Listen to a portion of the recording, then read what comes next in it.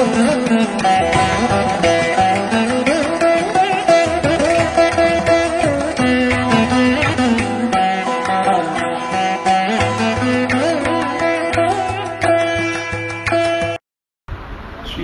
वेंकटनाथार्य कवितार्किकेसरी वेदांताचार्यवर्यो मे सन्निधत्तां सदा हृदि गुरुभ्यः तद्गुरुभ्यस्य नमो वाकमदीमहे वृणीमहे च तत्राद्यौ दम्पती जगदाम्पदी ज्ञानानन्दमयं देवं निर्मलस्फटिकाकृतिम् आधारं सर्वविद्यानां हयग्रीवमुपास्महे वेदान्तगुरुमुखार्जितवागीशपदारविन्दमधुपालिं श्रीब्रह्मतन्त्रकलितिन्मणिमालां मन्दिशीसुमहार्गाम् पितामहस्यापि पितामहाय प्राचेतसादे सफलप्रदाय श्रीभाष्यकारोत्तमदेशिकाय श्रीशैलपूर्णाय नमो नमस्तात् पूजन्तं राम रामेति मधुरं मधुराक्षरम् आरुह्य कविताशाखां वन्दे वाल्मीकिकोकिलं वाल्मीकेर्मुनिसिंहस्य कविनामनचारिणः शृण्वन् रामकथानाथं को न याति परां गतिम् मनोजवं मारुततुल्यवेगं जितेन्द्रियं बुद्धिमतां वरिष्ठं वातात्मजं वानरयूतमुख्यं श्रीरामदूतं शिरसा नमामि यत्र यत्र रघुनाथकीर्तनं तत्र तत्र कदमस्तकाञ्जलिं भाष्ववारि परिपूर्णलोचनं मारुतिं नमत राक्षसान्तकं वेदवेद्ये परे पुंसि जाते दशरथात्मजे वेदप्राचेदसादासीत् साक्षात् रामायणात्मना वैदेही सहितं सुरध्रमतले हैमे महामण्टपे मध्ये पुष्पकमासने मणिमये वीरासने सुस्थितम् अग्रे वाचयति प्रभञ्जनसुतेः तत्त्वं मुनिभ्यः परं व्याख्यान्तं भरदादिभिः परिवृतं रामं भजे श्यामलं जयत्यासितसन्त्रासध्वान्तविद्वंसनोदयः प्रभावान् सीतया देव्या परमव्योमभास्करः ஸ்ரீமத் ராமாயணம் அப்படின்னு நவாக கிரமமாக நம்ம வச்சுட்டு இருக்கோம். ஆனால் ராமாயணத்தினுடைய பலவிதமான அர்த்தங்கள்லாம் சொன்னால் வருஷம் கணக்கில் சொல்லிட்டு இருக்கலாம். அப்பேற்பட்ட அனுபவம் உள்ளது. முதல்ல தனியிலேயே அடியன் சொல்றது பிதாமகஸ்யாபி பிதாமகாய பிராச்சேதசாதேசன திருமல நம்பிகள் அப்படின்னு இருந்தது. சாட்சாத் ஸ்ரீமத் ராமானுஜருக்கு மாத்துலர் மாமா. அவர் ராமானுஜருக்கே ஒரு வருஷம் இந்த ராமாயணத்தை உபன்யாசம் பண்ணலாம். ஒரு வருஷம், அதுக்குன்னா 18 முறை. ஒவ்வொரு வாட்டி ராமாயணம் சொல்லும் பொழுதும் ஒவ்வொரு அர்த்தங்கள் எடுத்து கொடுத்தாரு. இப்போ முதல்ல ராமாயணம் வேதத்துக்கு உபபிரமணம் அப்படின்னா இது எப்படி வேதத்துக்கு உபபிரமணம்னு பூர்த்தியா சொல்றாரு. ராமாயணம் சரணாகதி சாரம் அப்படின்னு எடுத்துட்டு திருப்பி முதல்ல இருந்து எந்தெந்த இடத்துலலாம் சரணாகதி அப்படி 18 முறை. பாஷ்யக்கார் ராமானுஜரே அவர் மகா ஞானி தான் அப்படின்னா கூட ஆச்சாரிய முக்கேன அத்தனையும் தெரிஞ்சுண்டு. அதனால இந்த ராமாயணத்தினுடைய அர்த்தங்கள் அப்படின்றது அவ்வளோ ஆச்சரியமாக இருக்கும். நேத்தி மாரீச்சன் விற்த்தாந்தம் பார்த்தோம். மாரீச்சன் மகா ஞானியாவே ஆயிட்டான். 2 வாட்டி அடி வாங்கினவங்க ராமர் கிட்ட அவன் உண்டு அப்படின்னு ஒரு இடத்துல தபஸ்வியாகவே ஆயிட்டான். அப்படி சொந்த அம்மா தாட்டகைய வதம் பண்ணேன். அப்புறம் தன்னுடைய அண்ணனான சுபாகுவையும் வதம் பண்ணியிருக்கு. இருந்தா கூட அவனுக்கு அது தெரிஞ்சிருச்சு, அவ பண்ணது தன்னால் தப்பு, இதெல்லாம் நம்ம பண்ணிட்டு தான் அதர்மம், தர்மத்து பக்கனம் நிக்கணும் அப்படின்னு தெரிஞ்சுட்டு இந்த ராமாயணத்துல ராமோ விக்கிரகவான் தர்மஹா அப்படின்னு பார்த்ததே மாரீச்சன் சொன்னதுதான். ராமரை ஒரு வீரனா மட்டும் தெரிஞ்சுக்கலாம், நல்ல யுத்தம் அவரை போய் ஜெயிக்க முடியாதுன்னு சொல்லலாம். அப்படி சொல்லியிருந்தா அவர் வீரன் அப்படின்னு சொல்லிட்டு விட்டுருக்கலாம். ஆனா விக்கிரகவோன் தர்மஹா அப்படின்னு சொல்லிட்டு தர்மத்துக்கு ஒரு வடிவம் ராமர் அப்படின்னு சொல்லும் பொழுதே பூர்ணமாக தெரிஞ்சிட்டு இருக்கான் அப்படின்றது புரியுது. ஆனா அது காலம் அப்படி. ராவணனுக்கு அது ஏத்துக்க மனசு இல்லை. அதனால சூர்பனக்கு நிறைய இது சொல்றதுனால சீதாதேவியை அபகரிக்கணும் அப்படின்னு முடிவு பண்ணிட்டான். முடிவு பண்ணுதான், நீ வரல அப்படின்னா நான் உன்னை வதம் பண்ணுவேன் அப்படின்றான். உடனே மாரீச்சன் உன்கிட்ட அடிபட்டு போறதுக்கு நான் ராமன் கையால அடிபட்டா அது எனக்கு இன்னும் சந்தோஷம் அப்படின்னு சரி முடிவு பண்ணிட்டேன் அப்படின்னு மேற்கொண்டு கிளம்புறேன். அப்போ அந்த தண்டகாரண்யத்துல அந்த ராமலக்ஷ்மணர் சீதை இருக்கிற இடத்துல ஒரு தங்க மானாக மாறி வரான். ஆச்சரியமான ஒரு வான், எப்படி ஒரு புள்ளியா இருக்கும் மான், அந்த புள்ளி இருக்கிற இடத்துலலாம் ரத்னங்களாகவும் ஒரு தங்க மானாகவும் இவன் வரானான். இது மாயாமான் அப்படின்னு தெரியுது. இருந்தாலும் சீதாதேவி பார்த்துட்டு இவ்வளவு அழகா ஒரு மான் இருக்கே அப்படின்னு நினைச்சுக்கிறான். ஆகச்ச ஆகச்ச சீக்கிரம் வை ஆர்யபுத்ரா சஹானுஜஹா. தம்பிகளோட 2 பேரும் வாங்க, அண்ணா தம்பி 2 பேரும் வாங்க, இங்க பாருங்க, இப்படி பேர்பட்ட ஆச்சரியமான ஒரு மான். தங்கமான் பொம்மைன்னு நினைச்சா அது கொஞ்சம் கொஞ்சமாக முன்னாடி போறது, புல்லு சாப்பிடுறது, இந்த மாதிரி ஒரு இதை நான் பார்த்ததே இல்லையே அப்படின்றாங்க. ஆனா அங்க லக்ஷ்மணர் இல்லை, ராமன் மட்டும் ஓடிவரு. பார்க்கறது ஆச்சரியமாக இருக்கு. கேட்கறா, இது எனக்கு பிடிச்சு கொடுமே. பிடிச்சு கொடுத்தா என்னன்னா, இது அயோத்தியாவுக்கு எடுத்துட்டு போகும்போது இன்னும் 1 வருஷம் தான் இருக்கு இல்லையா, திருப்பி போச்சு இந்த மான் எடுத்துன்னு போகலாம். இப்போ ஏற்பட்ட ஒரு மான் நாங்க காட்டுல பிடிச்சோன்னு அவளுக்கு எல்லாம் காட்டலாம். இந்த மாதிரி அயோத்தியில யாருமே பார்த்துருக்க மாட்டா அப்படின்னு சொல்றா. அப்போ அந்த சமயமா பார்த்து லக்ஷ்மணர் அப்பதான் கரெக்டா உள்ளவர். உள்ள வந்தவொடனே என்ன அப்படி ரசிச்சு பார்த்துட்டு இருக்கீங்கோ அப்படின்னு கேட்கும்பொழுது அந்த மானை காட்டுறான். ஜகத்யா ஜெகதீநாத மாயையை ஷாஹின சம்சயா. இது ஒரு மாயை அப்படின்ற லக்ஷ்மணன் பார்த்த உடனே இது மாயை, ந சம்சயா, சந்தேகமே வேண்டாம் அப்படின்னு ராமனை பார்த்து சொல்றேன். உமக்கு தெரியாதது ஒண்ணு உண்டா? இந்த லோகத்துல நீர் பண்ணதான அத்தனை சிருஷ்டி, இந்த மாதிரி ஒரு சிருஷ்டி உண்டா? தங்கமான் ரத்னங்கள் பதிச்ச ஒரு மான் அப்படின்ற உண்மை சிருஷ்டியிலேயே ஒண்ணு கிடையாத போது இதை பிடிக்கணும்னு ஆசைப்படுறது தப்பு. இது மாயை. அது இல்லாம 2வது வாட்டி தண்டகாரண்யத்துல மாரீச்சன் வந்து அடிபட்டான் அப்படின்னு சொல்லும் போது அவன் மானாகவே வந்திருக்கான். அப்ப இது வந்து மாரீச்சன் தான் அப்படின்னு லக்ஷ்மணன் சொல்றாரு. அப்ப ராமர் சொல்றே, சரி இருந்தா மானா இருந்தா இருந்துட்டு போறது, இல்ல மாரீச்சனா இருந்தாலும் இருந்துட்டு போறது. அகமேனம் வதிஷ்யாமி கிரகிஷ்யாமி மிருகான் அப்படின்னு கிரகிஷ்யாமி, நான் வந்து அதை பிடிச்சின்னு வந்துடுறேன். ஒருவேளை அது நிஜமாவே மானா இருந்தா பிடிச்சின்னு வந்துடுறேன், மாரீச்சனா இருந்தா அவனை வதம் பண்ணிட்டு வந்துடுறேன் அப்படின்னு சொல்றேன். கேட்கல, லக்ஷ்மணன் சொன்னதை கேட்கல. அதனால கம்பன் சொல்றே, இந்த இடத்துல கம்பன் எப்படின்னா ஒரு அம்மா மாதிரி ஆயிட்டு ராமனுக்கு. சொன்ன பேச்சு நம்ம சொல்லுவோம் இல்லையா, பசங்க கிட்ட நல்லா எத்தனையோ எடுத்து சொல்லுவோம், இப்ப போகாதடா, இந்த மாதிரி பண்ணாதடான்னு. அடிபட்டுன்னு வச்சுக்கோங்களேன், நம்ம அழுவோம், நான் சொன்னேனேடா நீ கேட்கலையே அப்படின்னு. அந்த ஒரு பரிவோட சொல்றேன். மந்திரத்திளையோன் சொன்ன வாய்மொழி மந்திர கொள்ளான். அந்த இளையோன்னு சொன்ன வார்த்தையை நீ கேட்டுக்கலாமே ராமா அப்படின்னு இந்த இடத்துலயே சொல்ற. கேட்டுக்கலாமே, நீ கேட்காம போறியே. சந்திரத்திற்கு உமவை சான்ற வதனத்தால் சலத்தை நோக்கி நான் போறேன் அப்படின்னு பானங்கள் எடுத்துட்டு போறேன். திரும்பி பார்க்கிறேன், சந்திரனுடைய முகம் போல இருக்கான் சீதாதேவி. சீதாதேவினா மகாலட்சுமியினுடைய தம்பிதான் சந்திரன். ஏன்னா அவனும் அந்த சமுத்திரத்திலிருந்து தான் உத்பவிக்கிறான். அதனால சந்திர சகோதரி அப்படின்னு பேரு. சந்திரன் ஏன் இவ்வளவு குளிர்ச்சியாக இருக்கான், நான் மகாலட்சுமியினுடைய சகோதரன். அதனால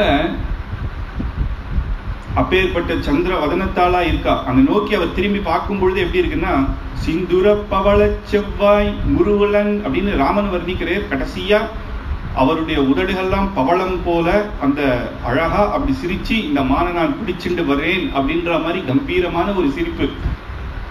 அப்படி அதுக்கப்புறம் முருவன் சிகர செவி சுந்தர தோழினான் மன்னனை மானினை தொடர உற்றான் அப்படின்னு மானினை தொடர உற்றான் அப்படின்னு மானனை தேடி போறேர் அப்படின்னு. இங்க இப்ப ஏற்பட்ட வர்ணனை எதுக்கு? சிந்துர பவள செவ்வாய் முருவலன் சிகர செவி சுந்தர தோழினான் அப்படின்ற ஒரு ஆச்சரியமா ராமனை வர்ணிக்கிறேன்னா, அவர் திரும்பி பார்த்து மான நான் கொண்டு வரேன் அப்படின்னு சிரிச்சுட்டே அப்படி பாற்ற இது என்னன்னா, இன்னும் 1 வருஷம் இப்ப சீதாதேவியை பிடிச்சிட்டு போக போறா இல்லையா, அந்த சீதாதேவி இந்த கடைசியா இதுதான் நினைச்சிட்டு இருக்கான் தன்னுடைய ஹிருதயத்துல. இத்தனை நாள் எப்படி ராவணனுடைய அந்த இடத்துல அசோகவனத்துல இருக்கும் பொழுது கூட இந்த கடைசியா அவன் திரும்பி பார்த்து நான் வரேன் அப்படின்னு சொன்னதுதான் தனக்கு ஒரு நம்பிக்கையா. ராமன் அன்னைக்கு திரும்பி வரேன்னு சொன்னேரே அப்படி சிரிச்சுண்டு அப்படின்னு அந்த இதை எடுத்து சொல்றேன். லக்ஷ்மணன் எவ்வளவு சொல்லியும் கேட்கலையே அப்படின்னா, அந்த இடத்துல ராமர் லக்ஷ்மணர் கிட்ட சொல்றேன், கல்யாணம் ஆனதிலிருந்து சீதா பிராட்டி என்கிட்ட ஏதாவது ஒண்ணு கேட்டிருக்காளா? இது வரைக்கும் ஒன்னும் கேட்டதில்லை. இது கூட அது கூடன்னு கேட்டதில்லை. 14 வருஷம் அயோத்தியிலேயே இருந்தாச்சு. அதுக்கு அப்புறமும் கூட ஒரே ஒரு இடத்துலதான் தான் கண்ணை கசக்கினா ஒரு இடம் என்னன்னா, அதுவும் காட்டுக்கு நான் உண்மை கூட வருவேன் அப்படின்னு தான். அப்பயும் எதுவும் கேட்கல. அதுக்கப்புறம் காட்டுக்கு இப்பேற்பட்ட ஜனக மகாராஜா எத்தனை கல்யாணமாச்சு, எவ்வளவு சீதனம் கொடுத்தான்.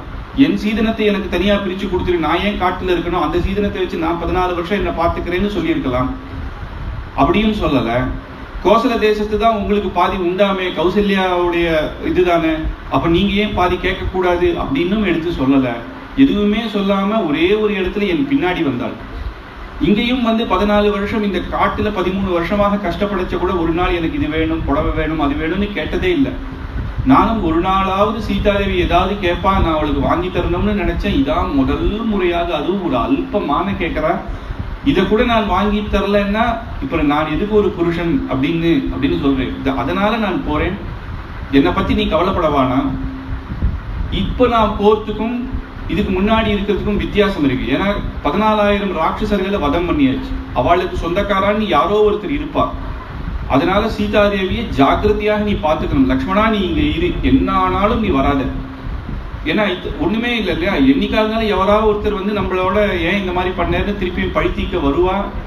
அதனால இது காடாக இருக்கு, சுத்தி நமக்கு யாருமே துணை கூட இல்லை, ரிஷிகள் கூட கிடையாது. அதனால ஜாக்கிரதை, இங்கேயே இரு அப்படின்னு ராமன் துரத்திட்டு போறேன். அந்த மாரீச்சனான மான் ரொம்ப தூரம் போறான், ரொம்ப தூரம் எங்கேயோ போய் அதுக்கு மேல அவனால ஓட முடியாத அப்படியே இதுவாய் நிறுத்துறார். ராமனாலையும் பிடிக்க முடியல. இனிமேது அவரும் புரிஞ்சுக்கிட்டே, இது சாதா மானா இருந்தா இவ்வளவு தூரம் ஓடி வந்திருக்காதுன்னு. மிருகரூபம் து த்யக்த்வா ராட்சசாம் ரூபமா ஸ்திதாம் சத்ருசம் ராகவஸ்சைவ ஹாசீதே லக்ஷ்மணாச்ச அப்படின்னு உடனே பானத்தை எடுத்து அவன் மேல போட்டே. பட்ட உடனே என்ன பண்ணா, ஹா சீதே ஹா லக்ஷ்மணா அப்படின்னு கத்தி விழுந்துட்டான். இதை கேட்ட உடனே ராமனுக்கே குபீர்னு இருந்தது. ராமான்னு சொல்லியிருந்தா கூட பரவாயில்ல, இல்ல அவன் யார அனுப்பிச்சு வந்தானோ அவா பேரை சொல்லியிருக்கணும். சீதா லக்ஷ்மணான்னு கத்துறான் அப்படின்னா புரிஞ்சுட்டார் அவர். இப்ப வந்து இவன் எதுக்காகனா, எனக்கு ஏதாவது ஆயிடுத்தோன்னு அவ நினைச்சுப்பாங்க, அதனால இது ஏதோ ஒரு சதி நடந்துட்டு இருக்கு அப்படின்னு நம்ம திருப்பி உடனே போகணும் அந்த இடத்துக்கு அப்படின்னு நினைச்சுட்டு இருக்கேன்.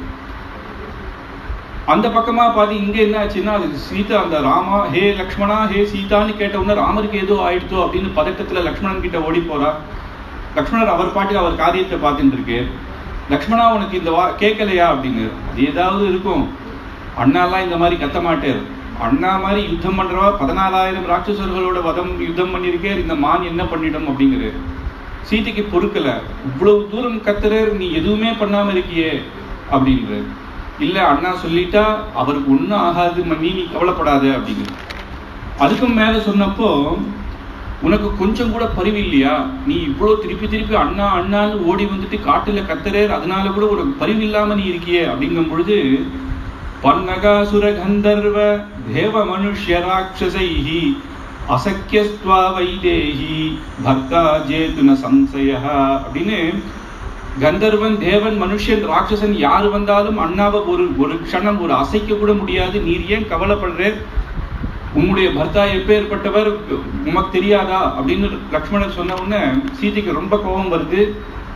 இப்படி வார்த்தை கேட்கறது, நீ இப்படி சொல்றியே, ஒருவேளை நீ தனியா இருந்து என்ன நீ இஷ்டப்படுறியோ, இதுதான் நீ காத்துட்டு இருக்கியோ அப்படின்னு சொல்லிடுறான். உடனே லக்ஷ்மணருக்கு பகீர்னு இருந்தது, இப்படி சொல்றாளே மன்னி அப்படின்னு. ஆனாலும் சரி, ஏதோ கோபத்துல பதட்டத்துல சொல்றா, இதுக்கு மேல வானா அவருக்கு ஒன்னும் ஆகாதுன்னே சொல்லிட்டு இருக்கு.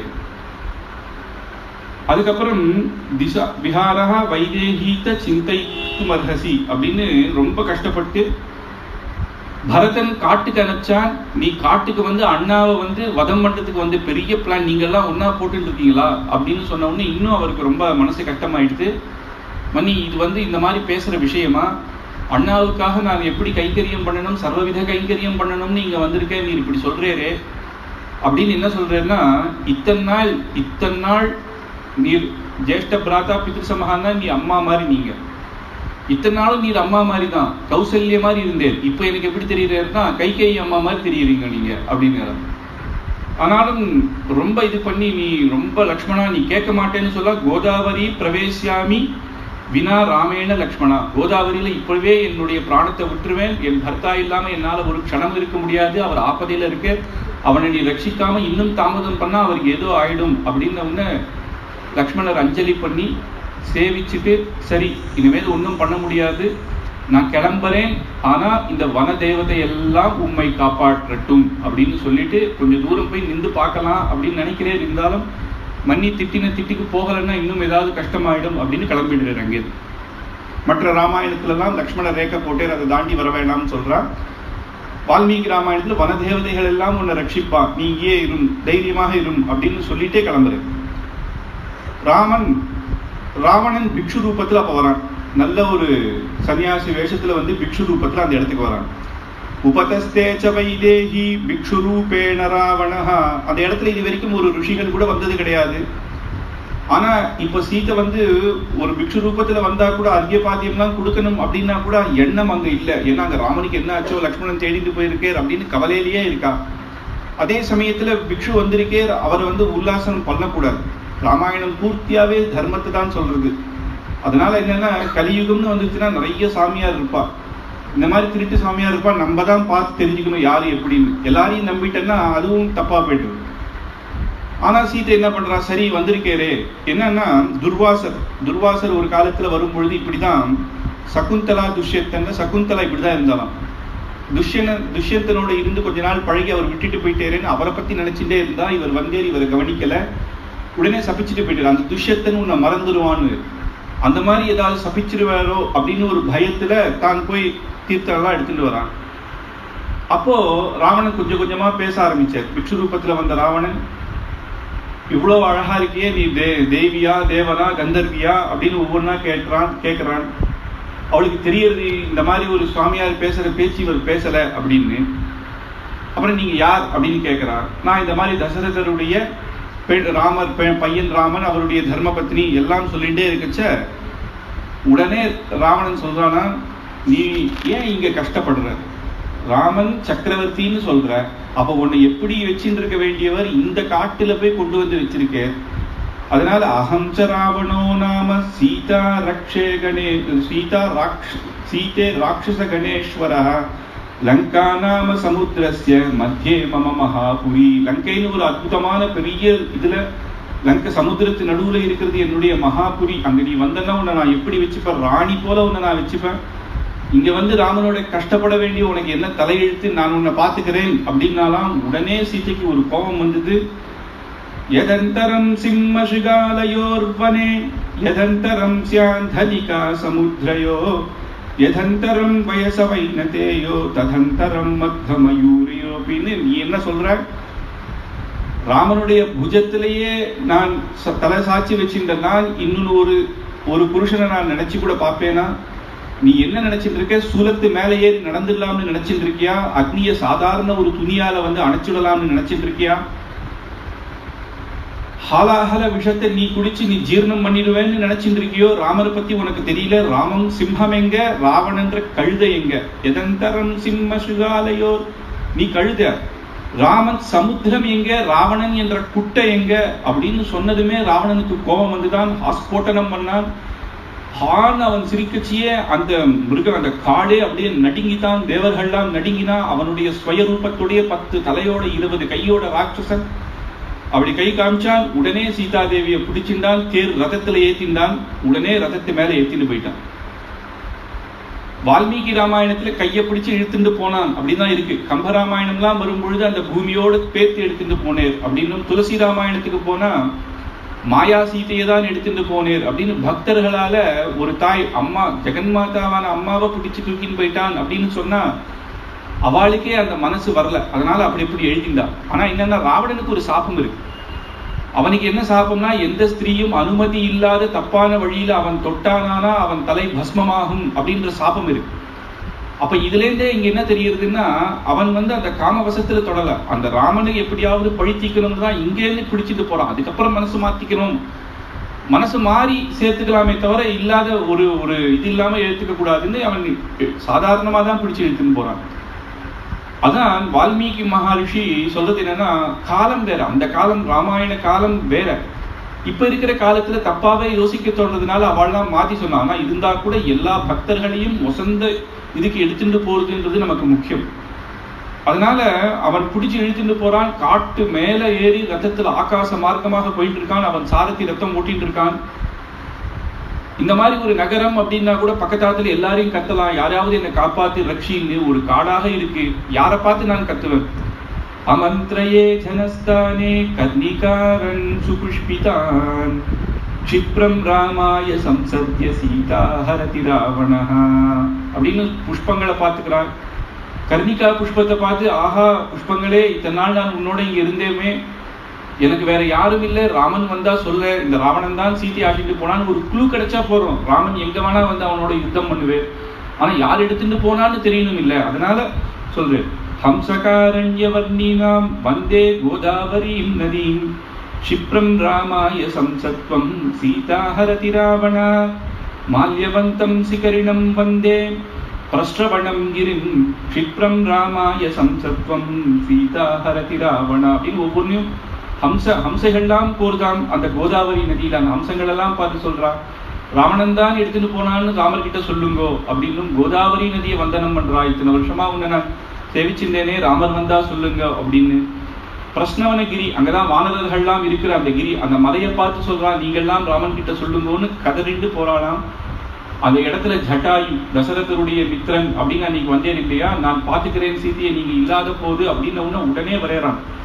தசக்ரீவா ஸ்திதா தர்மே புராணே சத்ய சம்சயஹ பிரதஸ்துவம் நித்வகர்ம கர்த்து நர்ஹசி சம்பிரதம் அப்படின்னு ராவணன் எப்பேற்பட்டவன் அப்படின்றது ஜட்டாயுவுக்கு தெரியும். அந்த ராட்சச ராஜனோட ஒரு சாதாரண ஒரு பக்ஷினால சண்டை போட முடியுமானா சத்தியமா முடியாது. ஆனா அந்த இடத்துல என்னன்னா, எப்படியாவது சீதாதேவியை காப்பாற்றணும் அப்படின்னு நான் எப்பொழுது யுத்தத்துக்கு போறேன்னு ஜட்டாயுகம் கம்னாஹம் கிருத்ரராஜோ மகாபலஹ, அவருக்கு இருக்கிற பலத்தை காட்டி நான் எப்படியாவது சண்டை போறேன். கதம் ராஜாஸ்திதோ தர்மே பரதாரான் பரம் ரிஷேத் அப்படின்னு ராவணன் கிட்ட சொல்றா. பரதாரா வேற ஒருத்தருடைய தர்மபத்னி எடுத்துட்டு போறது மகாபாபம், நீ இந்த இது பண்ணக்கூடாதுன்றா. ராவண பக்ஷி நீ என்ன சொல்றது, நீ கிளம்பு, என் முன்னாடி நிக்காதுன்னு அவனும் யுத்தம் பண்றான். யுத்தம் பண்ண ஆரம்பிச்சுட்டே, ஒரு பக்ஷிக்கு ரக்கதான பலம், அந்த ரக்கையால சரி பார்க்கலாம் அப்படின்னு அடின்னு அடிச்சு அவன் தேர் ஓட்டுறவனை கீழே தள்ளிட்டே மேலேருந்து ஒன்று செத்து போயிட்டான். குதிரைகளெல்லாம் கழட்டி போட்டு குதிரெல்லாம் ஓடிட்டு ஒரு பக்கம் ரதத்திலிருந்து கீழே அடிச்சு ராவணன் தலையில கிரீட்டத்தை அடிச்சு அவன் கையில இருக்க வில்ல அத்தனையும் தூக்கி போட்டாராம். ஒரு காலத்துல ராமராவண யுத்தத்துல முதல் நாள் இதெல்லாம் ராமன் பண்ண போறேன், அது அத்தனையும் ஜட்டாயுவான பக்ஷி தனக்கு அப்பேற்பட்ட பலம் இல்லைன்னாலும் அந்த தைரியம் என்னன்னா, தன்னுடைய தர்மபத்னியை எப்படி காப்பாற்றணுமோ பிறர் தர்மபத்னி கூட ஆபத்துன்னு இருந்தா ஒரு புருஷன் யாரோ இருந்தாலும் அதை காப்பாற்றணும் அப்படின்ற தர்மத்தை இங்க காட்டுற ஜட்டாயு கண்டிப்பாக காட்டணும். விருத்ரோஹத்வம் யுவா தன்வி சசரஹா கவச்சீரதி, தசரதருடைய வயசு அப்படின்னா பாத்துக்கலாம், இவர் விருத்தர் வயசானவர் இருந்தா கூட ராவணன் கூட சண்டை போடுறார். ததாபியதா வைதேகி குசலி நகமிஷ்யசி, சீத்தை வேணான்றா, உம்மால முடியாது, உற்றுன்றா, கேட்கல. எப்படியாவது உன்னை காப்பாத்துற, நீ கவலைப்படாத, நீ கவலைப்படாத, நீ இல்லை, நான் ராமர்கிட்ட நான் சொல்றேன் அப்படின்னு உடனே சந்திரஹாசம்னு கத்தி, சிவபெருமான் கொடுத்த கத்தி ராவணன் கிட்ட இருக்கான். அந்த கத்தி எடுத்தான். இந்த ரக்கையினால தானே நீ இவ்வளவு பண்ற அப்படின்னு அந்த 2 ரக்கையும் அறுத்தான். அப்படியே ஆகாசத்திலேருந்து அந்த பட்சி தபால்னு கீழே விழுந்தது. சீதை ஓன்னு அழறா, என்ன நான் இவ்வளவு இப்படி பண்ணிட்டேனே, எனக்குன்னு என்னை காப்பாற்ற வந்தவர் இப்படி ஆயிட்டேரே அப்படின்னு நீர் எப்படியாவது அந்த இடத்துல எப்படியாவது ராமர் வச்சு நீர் சொல்லிடும் அப்படின்னு நீர் இதுக்கு மேல நீர் வராதியும்னே சொல்றான். ராமர் வந்தா நீர் சொல்லும், அது போரும் அப்படின்றான்.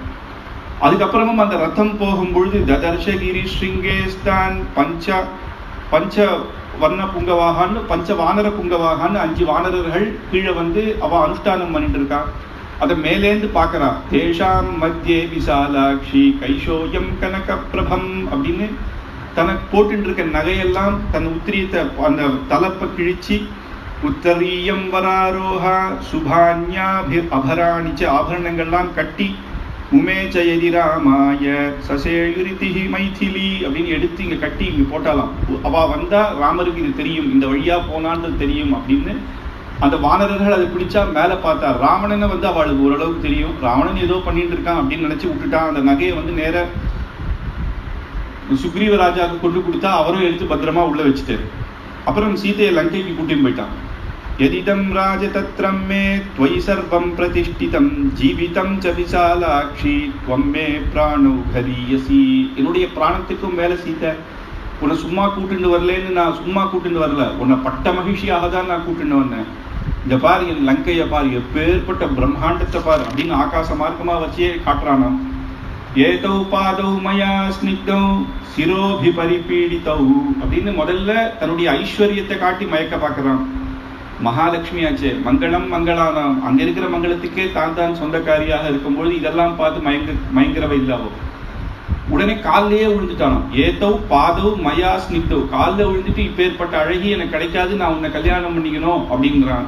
அப்பயும் சி திருணமந்தரத கிருத்வா ராவணம் பிரத்யுபாஷத, ஒரு திருணத்தை எடுத்து அப்படி போட்டாலாம், முன்னாடி போட்டு அதுக்கப்புறம் பேசலாம். ஏன்னா ஒரு ஸ்திரீ தர்மம், ஒருத்தரை நேர பார்த்து பேசக்கூடாது, அதுவும் காமமோகித்தனாக இருக்கான் அப்படின்னும் ஒரு தர போல போயிட்டு பேசணும்னும் இல்லை நீ இந்த புல்லுக்கு தான் சமம் அப்படின்ற மாதிரி பேசுறாளாம்.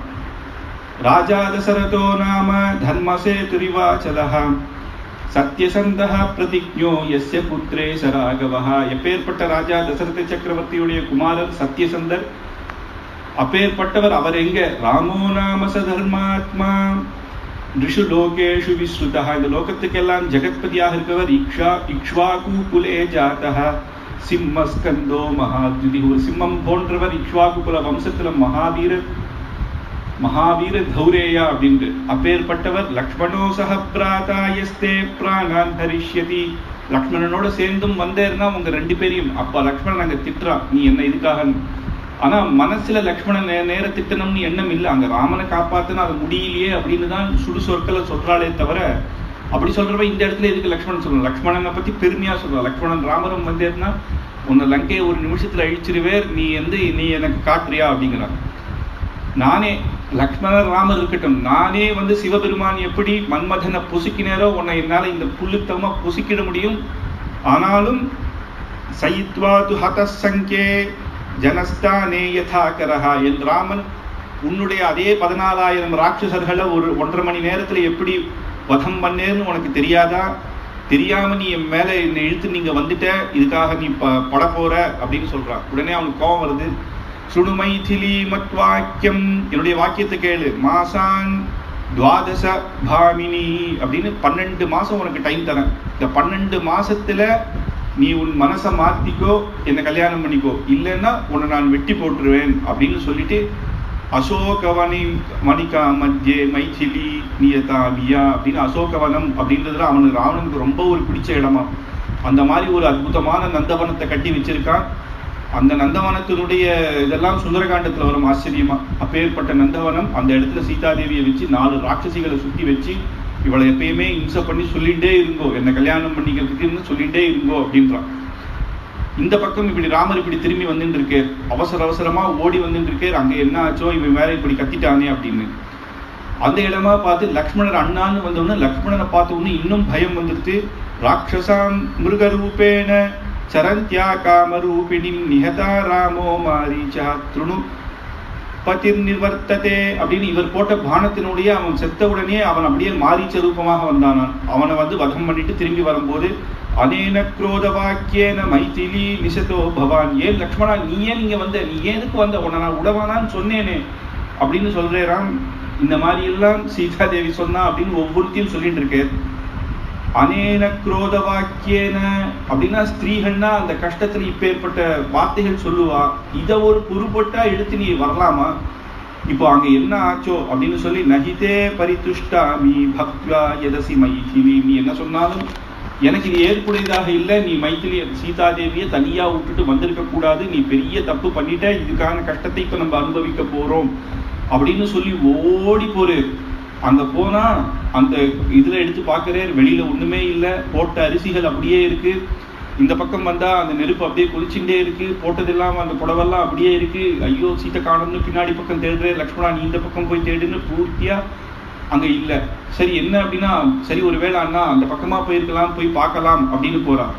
ஒவ்வொரு இடத்தையும் தேடி போவதும் சீத்தை கிடைக்கலன்னு விருட்சோ விருட்ச பிரதான்ச கிரேஸ்யபி நதான் நதீம் அப்படின்னு நதா நதி ஒரு இடத்துலையும் பார்த்து விருட்சங்களையும் பார்த்து பில்வ விருட்சம் அசோக விருட்சம் கதம்பயதி அஜானிஷ்யாம் சம்சா ஸ்திதாம் சபூவ அப்படின்னு சீதாதேவி இருக்காளா, சீதாதேவி எங்க, சீதை எங்க அப்படின்னு ஒவ்வொரு நதியா நீ சொல்லன்னு ஒவ்வொரு மரத்தையும் பார்த்து கதறிண்டு அழுதுண்டு இருக்கிறான். அண்ணா இப்படி அழுத பார்த்து லக்ஷ்மணருக்கும் ஒரு மாதிரி ஆயிடுச்சு. ஆஹா நம்மளும் தப்பு பண்ணி இப்படி வந்துட்டோமே அப்படின்னு அப்படியே கீழே விழுந்து ஒரு நிமிஷம் மயங்கிட்டேறான். லக்ஷ்மணர் மூச்சையான உடனே எழுப்பி, நான் ஒரு வேளை கோதாவரி நதி பக்கம் போய் தீர்த்தம் கொண்டு வர கூட போயிருக்கலாம் அப்படின்னு உடனே சரி அங்க போய் பார்க்கலாம்னு அங்க போனாலும் இல்லை. அங்க போனாலும் லக்ஷ்மணா இங்க இருப்பான், நீ இங்க காணுமே அப்படின்னு இந்த இடத்துல தானே சீத்தை உட்காந்துப்பான்னு அந்த ஸ்தானத்துல இங்கதானே உட்காந்துருப்பா. கோதாவரி நதி நீ சொல்ல எங்க போனா அப்படின்னு. வானு லக்ஷ்மண வைதேஹி கம்பா தேசாமிதோ கதா கேன ஹதாவ சௌமித்ரே பக்ஷிதா கேவ பிரியா அப்படின்னு இன்னும் கொஞ்சம் தூரம் போறேன். அங்க ஒரு குட்டி மான் ஒண்ணு இருந்துதான்.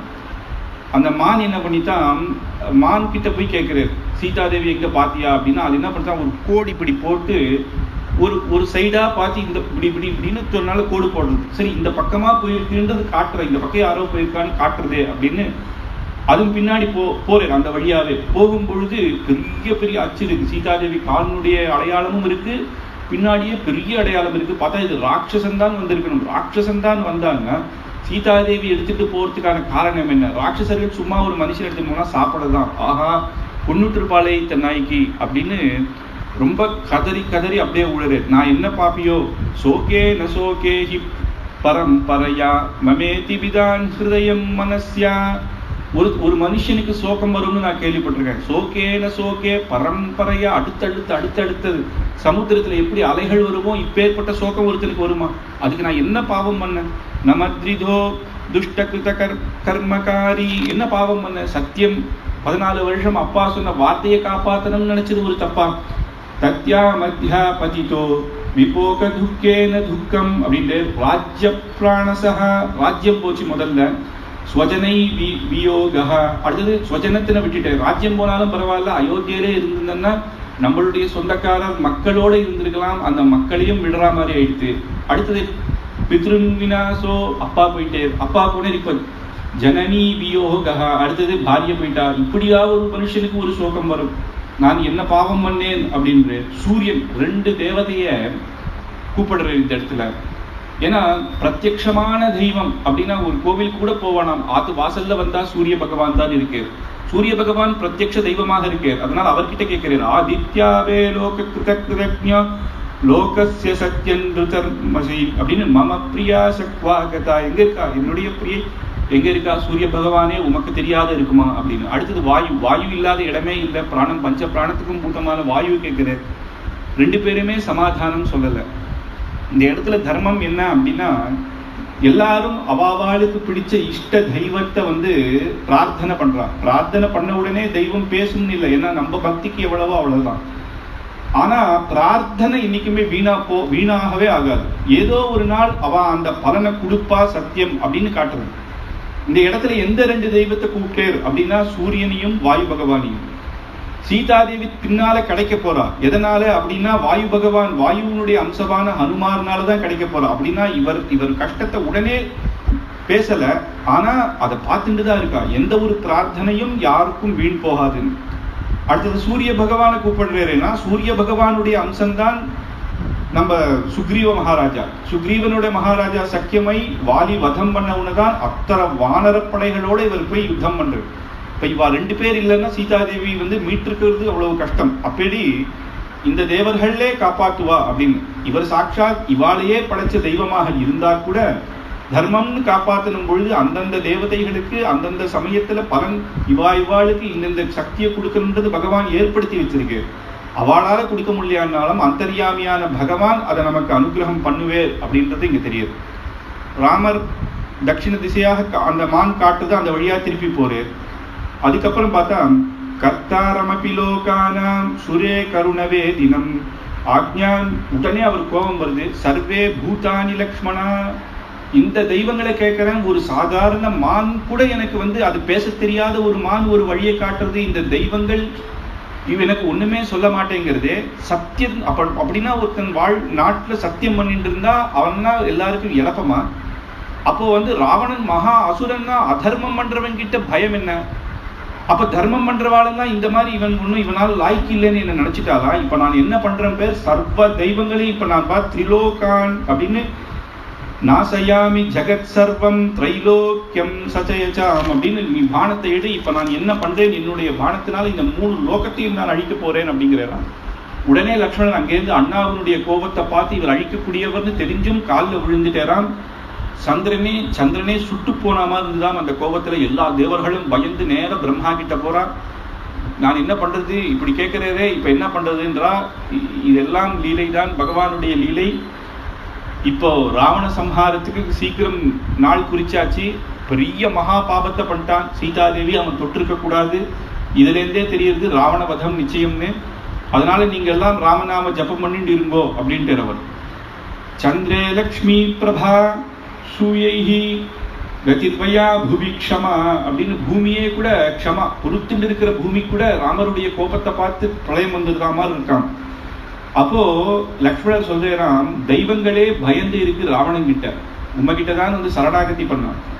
அப்போ நீர் வந்து இன்னும் பயன்படுத்தினா அவ என்ன பண்ணுவா? அவளை அபயம் கொடுக்கணுமே தவிர நீர் இதை பண்ணக்கூடாது, பூமி போல க்ஷமையாக நீங்க இருக்கணும், அதனால நீர் கொஞ்சம் பொறும், நமக்கு சீதாதேவி கிடைப்பா அப்படின்னு சொல்ற. உடனே சரி மேற்கொண்டு போலாம் அப்படின்னு ராமரை பிடிச்சிட்டு லக்ஷ்மணர் ஆசிண்டு போறாராம். கொஞ்சம் தூரம் போனா தேர் விழுந்து கிடக்கிறது, ஒரு ரத்தம் சாரதி கீழே விழுந்து கிடக்கிறான். இன்னும் கொஞ்சம் போனா பெரிய பக்ஷி, அது சூது பார்த்தா தெரியல, கொஞ்சம் கொஞ்சம் கிட்ட போனோன்னு நம்ம ஜட்டாயு அப்படின்னு தெரியறது. ததர்ஷ பதிதம் பூமௌ கதஜர்ஜௌ ஜட்டாயுஷம், ஜட்டாயு அப்படின்னு தெரிஞ்சதுமே ஓடி போறேர், அலறி அடிச்சு சாதே பீமமச்ச பிராண ராவணேனோ பயம் ஹதா அப்படின்னு ராவணன் சீதாதேவியும் என்னுடைய பிராணத்தையும் எடுத்துட்டு போயிட்டான் அப்படின்னு. பிராணம் இன்னும் இருக்கே அப்படின்னா அது எதுக்கு இருக்கு அப்படின்னா, உம்மகிட்ட நான் சீதாதேவி ராவணன் எடுத்துட்டு போனான்னு சொல்லக்கூடிய இந்த வாச்சக கைக்கிறதுக்காகத்தான் இந்த உயிரை பிடிச்சிட்டு இருக்கேன், இதுக்கு மேல என்ன முடியல. ஆனா குழந்தைகளே, ஏன்னா தசரதருடைய மித்திரன் அப்படின்னா இவா குழந்தை தானே, ரெண்டு பேரையும் பிடிச்சுன்னு அப்படியே சொல்றாராம், ரெக்க கூட இல்ல, குழந்தைகளே கவலைப்படாதீங்கோ. விந்தோ நாம முகூர்த்தோசே சச்சகா குஸ்தனபான் துதான் துவப்ரியம் ஜானகி ஹிருஷ்ட்வா ராவணே ராட்சசேஸ்வரஹா. விந்தியம் அப்படின்ற ஒரு முகூர்த்தத்துல எடுத்துன்னு போயிட்டான் சீதாதேவிய. சாஸ்திரத்துல என்ன சொல்றதுன்னா, ஜோதிஷ சாஸ்திரத்துல இந்த முகூர்த்தத்துல எதை எடுத்துட்டு போனானோ அந்த எஜமானனுக்கு அது திருப்பி கிடைச்சிடும், ரொம்ப நாய் அது போகாது. எவன் எடுத்து இந்த இந்த முகூர்த்தத்துல திருடிட்டு போனது அவன் கையில அது இருக்காது, திருப்பி அந்த எஜமானனுக்கே போயிடும்னு இருக்கு. அதனால நீ எந்த கவலையும் படாத, சீதாதேவி உனக்கு திருப்பி கிடைச்சிருவா. திரும்ப நீ 14 வருஷம் முடிஞ்சு அயோத்தியா போய் உனக்கு சந்தோஷமாக பட்டாபிஷேகம் நடக்கும், என்னுடைய ஆசீர்வாதம்னு சொல்றேன். ராமர் கண்ணிலையும் லக்ஷ்மணர் கண்ணிலையும் ஜலம் வருது. இதுக்கு மேல கேட்கிறேன், ராவணன் யாரு எந்த இடத்துல இருக்கான்னு கேட்கச்சே அவருக்கு அதுக்கு மேல சொல்ல முடியல, நுர தள்ளிடுறது. அப்படியே தன் தலையை ராமனுடைய சிரசுல வச்சுட்டு போயிட்டேறான். சாஸ்திரத்துல என்ன சொல்லிருக்குன்னா, ஒருத்தன் போகும்போது தன்னுடைய புத்திரன் மடியில போகணும் அப்படின்னு இருக்கு. முடியலன்னா கடைசியில போகிற சமயத்துல தன்னுடைய பசங்க தான் அப்பாவை மடியில வச்சுட்டு ராமநாமமும் அவளுக்கு முடிஞ்ச கருணா மந்திரம் அப்படின்லாம் இருக்கு, ராமநாமம் கடைசியா சொல்லணும் அப்படின்னு இருக்கு. அந்த ராமநாமத்து இப்ப யாருன்னா நான் ராமனே தன்னுடைய மடியில வச்சிருந்து அந்த ஜட்டாயு பிராணம் போச்சுன்றது எப்பேற்பட்ட பாக்கியம். தசரத சக்கரவர்த்திக்கு கூட கிடைக்காத ஒரு பாக்கியம். அவர் போச்ச 4 குமாரர்களும் இல்லை, அப்பேற்பட்ட பாக்கியம் ஜட்டாயுக்கு கிடைச்சது. ஆனா ராமர் எப்படி நினைச்சுக்கிறேன்னா, அப்பாவுக்கு தான் பண்ண முடியல, அப்பாவுடைய மித்திரனான ஜட்டாயுக்கு அப்பா ஸ்தானத்துல இருக்கிறவருக்கு நம்ம எப்படியாவது அந்திம காலத்துல இவருக்கு பக்ஷி தானே அப்படின்னு அந்த பக்கம் போட்டுட்டு போகாம அந்திம கிரியை அத்தனையும் பண்ணணும், பிரம்மமேத சம்ஸ்காரம் பண்ணணும். லக்ஷ்மணா எழுந்துரு, போய் நதியில தீர்த்தாமாடி நம்ம சீதாதேவியை காப்பாத்துறதுக்காக பிராணத்தையே விட்டுருக்கேன். இப்படி ஒரு பக்ஷி உண்டா? நம்ம என்ன நினைச்சுக்கிறோம், மனுஷர் தானே, ஜந்துக்களுக்கும் எவ்வளவு விசுவாசம் இருக்கு, அதுக்கு 7th சென்ஸ் இல்லை அப்படின்னா சொல்லிட்டு இருக்கமே. எப்படி இப்பேற்பட்ட பக்ஷி தன்னுடைய பிராணத்தையே விட்டது? இதுக்கு நான் பிரம்மமேத சம்ஸ்காரத்தினால நான் கடைசி கர்மாக்கள் பண்ண போறேன் லக்ஷ்மணா, அதுக்கான எல்லாம் தயார் பண்ணு அப்படிங்கிறது. சம்ஸ்காரம் பலவிதமாக இருக்கு. ஆஹிதாக்னி சம்ஸ்காரம், அனாஹிதாக்னி சம்ஸ்காரம் அப்படின்னு. பிராமணர்கள்லயே நித்தியமா யஜ்ஞம் பண்றவா நித்திய அக்னிஹோத்ரி அப்படின்னு சொல்லுவா. அவ வந்து அந்த கல்யாணம் ஆனதுல இருந்து ஒரு அக்னி தான் வச்சிருப்பா, அது அணையாதுக்குமா. அந்த அவளுடைய ஜீவிதம் மொத்தம் அதே அக்னினால தினமும் அக்னிஹோத்திரம் பண்ணக்கூடியவர்களுக்கு கடைசி நாள் எந்த அக்னிஹோத்திரத்துல பண்ணாலும் அந்த அக்னியையே வச்சுதான் கடைசி காலத்துல அந்திம கர்மாக்கள் பண்ணுவா. அப்படி இல்லாத வெறும் வைதிக பிராமணர்கள் அக்னிஹோத்திரம் இந்த காலத்துல நிறைய பேர் பண்றதுல இருக்கா. ஆனா நிறைய பேர் பண்ணாதவாளுக்கு வைதிக கர்மாக்கள் பண்றா. அதுவும் இல்ல, அப்பா அம்மாவே இல்லைன்னா கூட கோவிந்தா கொல்லி அப்படின்னு பலவிதமான சம்ஸ்காரங்கள் இருக்கு. அதுக்கு மந்திரங்கள் வேற, பண்ணி வைக்கிறவாளுக்கும் வேற இருப்பா. ஆனா இந்த பிரம்மவேத சம்ஸ்காரம் யாருக்கு பண்ணுவா அப்படின்னா, பரமயோகி ரிஷிகளுக்கோ இல்ல பெரிய பெரிய ஆச்சாரியர்களுக்கோ சன்னியாசாசிரமத்துல இருக்கிறவாளுக்கு தான் இதை பண்ணுவா. அப்படியே நம்ம இந்த மாதிரி கல்யாணம் ஆனவா அப்படின்னா கிரகஸ்தாளுக்கு அவ வந்து அப்படி கடைசியில ஞான பக்தி வைராக்கியத்தோடு இருக்கிற சில பேருக்கு தான் இந்த சம்ஸ்காரங்கள் பண்ணுவான். சம்ஸ்காரம் பண்ணதுனாலேயே அவ உயர்ந்த லோகத்துக்கு போயிடுவான்னு சொல்ல முடியாது. அந்த சம்ஸ்காரத்துக்கு அவ உரியவாளாக இருக்கணும். சும்மா ஒருத்தருக்கு நான் பிரம்மவேத சம்ஸ்காரம் பண்ணேன்னா அது பலிக்காது. அந்தந்த இது கர்மாக்கள் அவ பண்ணியிருக்கணும்.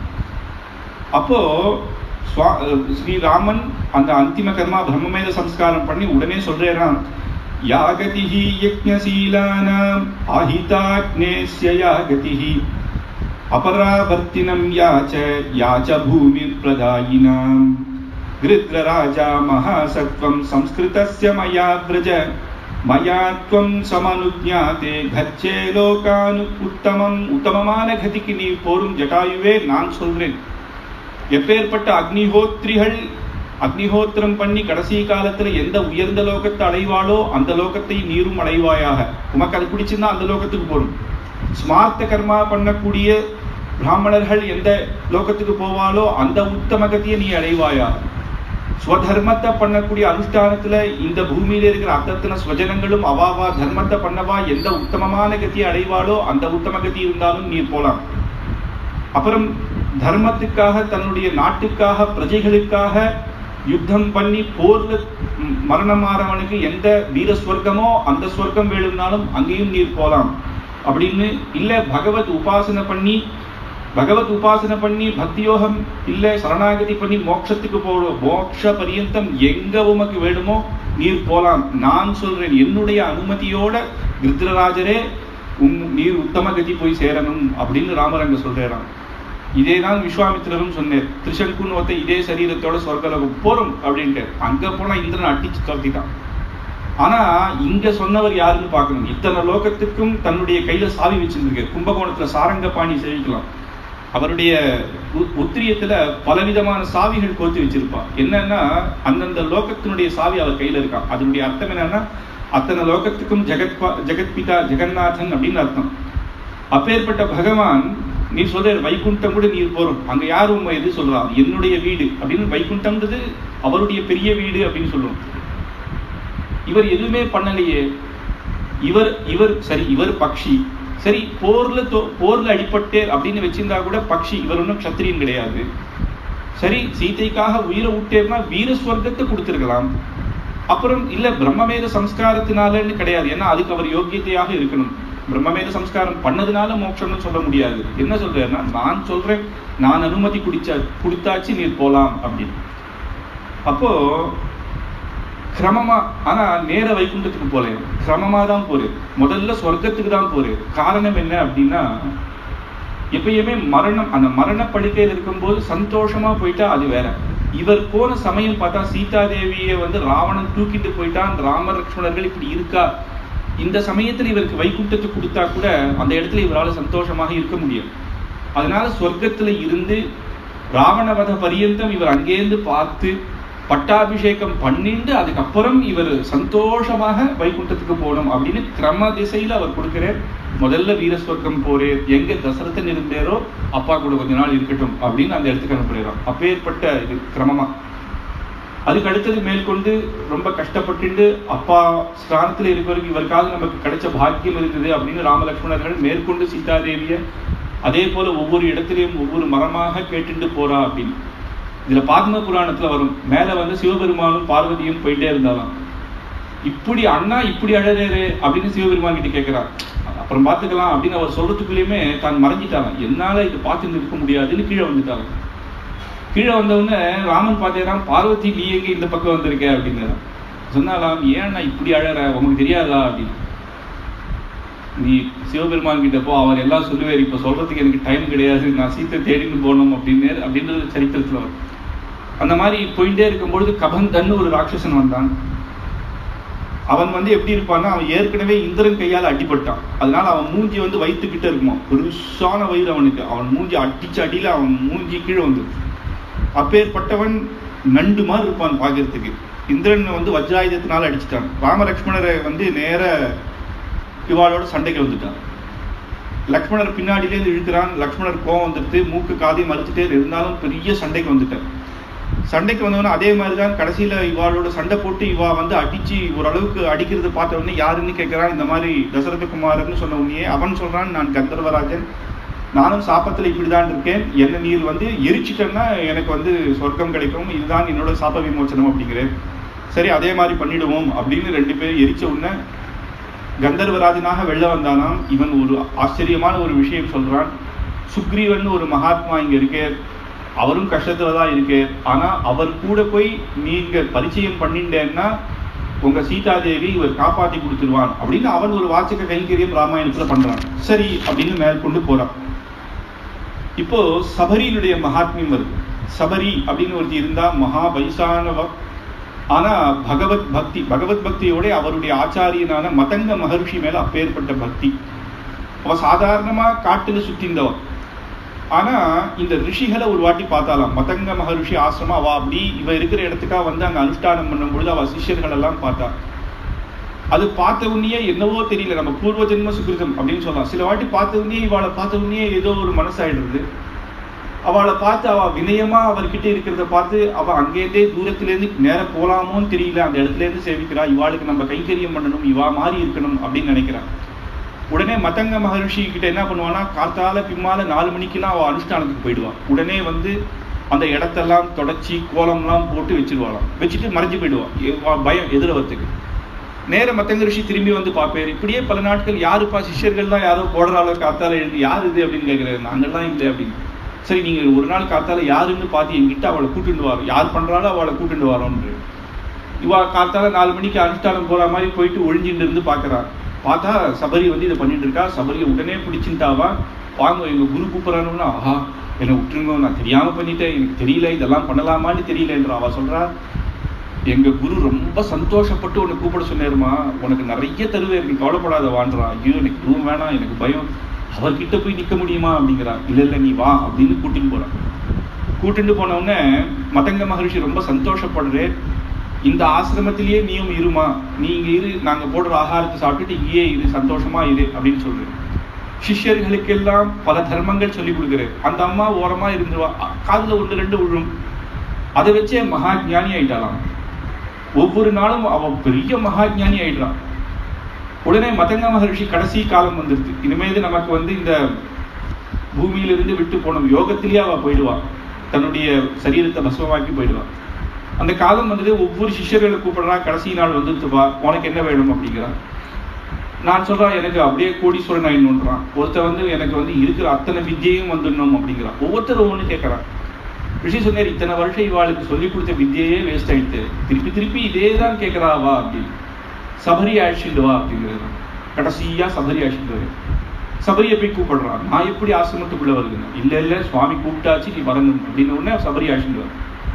சபரி, எத்தனையோ நாள் நாங்க கேட்காமலேயே நீ வந்து எவ்வளவோ கைங்கரியம் பண்ணிருக்க, உனக்கு இப்ப நான் பிரதி உபகாரம் பண்ணணும் அப்படின்னு உடனே அழறாதான். நீங்க போய் பிரதி உபகாரம்னு சொல்லலாமா அப்படின்னா, இல்லம்மா எல்லாருக்கும் பண்ணதுதான் நான் பண்றேன், உனக்கு என்ன வேணுமோ கேளு அப்படின்னு.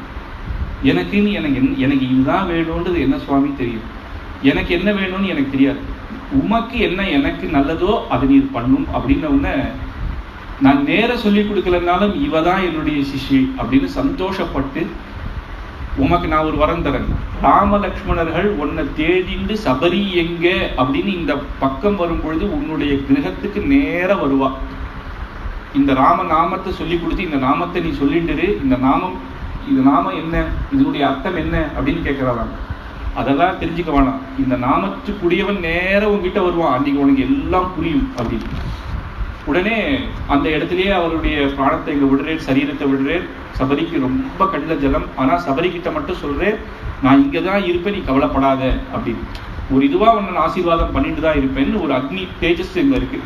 அந்த அக்னி தான் அவர் அப்படின்னு அவன் நினைச்சிட்டு இருக்கா. டெய்லி அந்த இடத்த விட்டு மற்ற சிஷ்யாக்கள் போனா கூட அந்த ஆசிரமத்தை விட்டு அவ போவே இல்லையா. ஏன்னா அவ ஆச்சாரியர் அங்க இருக்கா அப்படின்னு டெய்லி தொடச்சி பெருக்கி அந்த இடத்துல இங்க ஆச்சாரியன் இங்க இருக்கே. அதே தியானத்திலேயே 12 வருஷ காலம் மதங்க மகரிஷி போய் 12 வருஷ காலம் ஒவ்வொரு நாள் முதல் நாள் என்ன சந்தோஷமாக ராமலக்ஷ்மணர் வருவேர்னு சொன்னேரே அப்படின்னு பழங்கிழங்குகள்லாம் கொண்டு வந்து ராமன் வரேர் அப்படின்னு நின்றாலோ 14 வருஷம் ஆகி கூட அதே சந்தோஷம். நமக்கு ஒரு நாள் இருக்கும், 2 நாள் இருக்கும். எப்பேற்பட்ட பக்தனாக இருந்தா கூட ஒரு வாரம் கழிச்சு, சரிப்பா அவர் இன்னைக்கு வரையறோ அன்னைக்கு பார்த்துக்கலாம், தினமும் வந்து பழம் எடுத்துட்டு வந்து இது வீணாது அன்னைக்கு பார்த்துக்கலான்னு விட்டுருவோம் இல்லையா. 14 வருஷமும் பழம் கொண்டு வந்து ராமன் வரையணும். சின்ன பசங்கள்லாம் இருப்பாங்க, பசங்களெல்லாம் கூப்பிட்டு ராமன் வந்திருக்கேரா பாரு, ராமன் வந்திருக்கேரா பாருன்னு. பாட்டி உனக்கு வேற வேலையே இல்லை பாட்டி, சும்மா வந்தா சொல்றோம் அப்படின்னு வாங்க. ஆனா கூட அதே பிரேம. ஆனா 14 வருஷம் கழிச்சு ஒரு நாள் இன்னைக்கு அழகாகும். என்ன அப்படின்னா, நீ வருவேன்றது சத்தியம், எங்க ஆச்சாரியன்னு சொல்லிட்டு ஆனா எனக்கு வயசாயிடுது, பிராணம் போயிடுச்சுன்னா எங்க ஆச்சாரியனுடைய வாக்கு பொய்யாக கூடாது, அதனால நான் என்னைக்கு உண்மை பார்க்க போறேன் அப்படின்னு நினைச்சிட்டு இருக்கும் பொழுதே ராமலட்சுமணர்கள் அந்த சமயமாக வர அங்க வந்து அந்த பசங்க கிட்ட சபரி கிரகம் இங்க எங்க அப்படின்னு ஒண்ணு ஓடி வந்து அந்த பாட்டி நீ ஏதோ ஒரு பேர் சொன்னியே, டெய்லி தேட சொல்லுவே ராமர் அவர் வந்திருக்கிற பாட்டியில ஒண்ணு சந்தோஷப்பட்டு ஓடி வராலாம். ராமலட்சுமணர்கள் 2 பேரும் வந்து அவருக்கு சின்ன குடிசை, 2 பேரையும் உள்ள கூட கூப்பிட முடியாது, ஒரே ஒரு கல்லு மேல ராமர் வந்து நீர் உட்காரும் அப்படின்னாலாம். ராமர் உள்ள போய் உட்காரத்துக்கு தான் இடம் இருக்கு, லக்ஷ்மணர் வெளியே நின்றுந்தாராம். இல்ல லக்ஷ்மணர் நீரும் உட்காரும் அப்படிங்கிறது. அவர் அண்ணா பக்கத்துல உட்கார்ந்ததே கிடையாது, உட்காரும் இல்ல நீர்லாம் மகான் உட்கார்ந்துதான் ஆகணும் அப்படிங்கிறார். ராமர் லக்ஷ்மணனை பார்த்து பக்தி சொல்லிட்டேன்னா அதுக்கு மேல என்ன உட்கார் நீ அப்படிங்கிறார். 2 பேரும் உட்காரலாம். உடனே பாத பூஜைகள் தான் பண்றான். முதல்ல ராமர் வந்து சபரி கிட்ட கேட்கிற அற்புதமான ஸ்லோகம், கச்சிதே நிர்ஜிதா விக்னாஹ கச்சிதே வர்ததே தபஹ கச்சிதே நியதः க்ரோதா அஹரஸ்ய தபோதனே கச்சிதே நியம பிராப்தஹ கச்சிதே மனச சுகம் கச்சிதே குரு சுஸ்ரூஷா சஃபலாச்சாரு பாஷினி அப்படின்னு தர்மத்தை சொல்லு. தபஸெல்லாம் நீ பண்ணக்கூடிய தபஸெல்லாம் நிர்விக்னமாக நடக்கிறதா? தபஸ்ன்னா காட்டுல உட்கார்ந்து தபசு பண்றதுதான் கிடையாது. நம்ம தினமுமே ஒரு விஷயத்தை விடாத பகவத் கைங்கரியம் பண்றோம், ராமாயணத்தை வந்து கேட்கிறோம், அதை விடாத பண்றோம், அதுவே ஒரு தபசு தான். அதனால நீ பண்ணக்கூடிய தபஸ் விக்னம் இல்லாம நடக்கிறதா? கோபத்தை விட்டுட்டியா? தபஸ் பண்றதே இருக்கு அப்படின்னா கோபத்தெல்லாம் விட்டுட்டியா? குரோதங்கள், அப்புறம் வந்து என்னன்னா ஆகார நியமம்லாம் குறையணும், வயசாக ஆகாரத்தை கம்மியா சாப்பிடணும், அதுதான் நல்லது. அதெல்லாம் ஆகாரம்லாம் சரியா இருக்கா, நியமமா இருக்கா? அப்புறம் மனசு சுகமா இருக்கா? மனசு சுகம் இதெல்லாம் கிடைச்சிட்டுன்னா ஆச்சாரியனுடைய சுஷ்ரூஷ கைங்கரியம் அவர் சொன்னதெல்லாம் பண்ணிட்டு இருக்கியா? இதெல்லாம் ஆச்சாரிய கைங்கரியம், ஆச்சாரியன் உனக்கு பண்ண அனுகிரகம் சஃலமாச்சா அப்படின்னு கடைசியா முடிக்கிறாராம். இப்படிதான் தர்மம் ஆரம்பிக்கும். தினமும் நம்ம பெரியவா சொன்னதை அதை கடைபிடிச்சுட்டு இருந்துட்டே இருந்தாலே நம்ம கிட்ட குரோதங்கள்லாம் தொலகும், அது கடைசியில அவர் சொன்னது சஃலமாகும், பசி எல்லாம் சரியாகும்.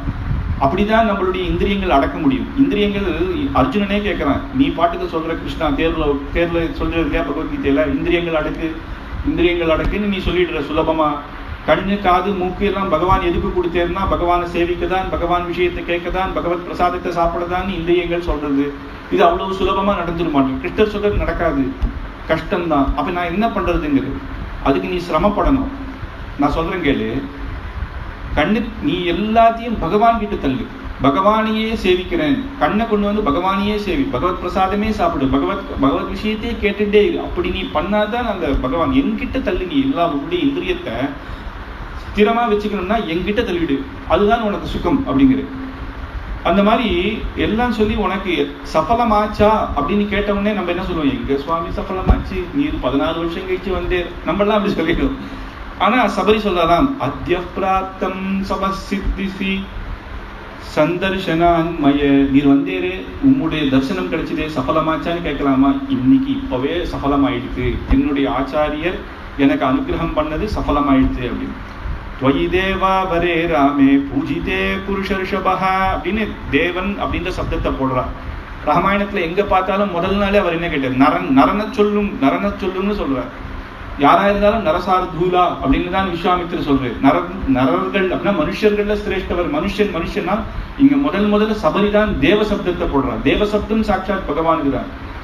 அப்போ அப்பேற்பட்டவர் ஆச்சே நீர் உம்முடைய வருகை எனக்கு அத்தனையும் சஃலமாச்சு, இனிமேல் இந்த பூமியில இருக்க வேண்டிய அவசியம் இல்லை, நானும் எங்க ஆச்சாரியனுடைய திருவடியை போய் சேரப்போறேன் அப்படின்னு.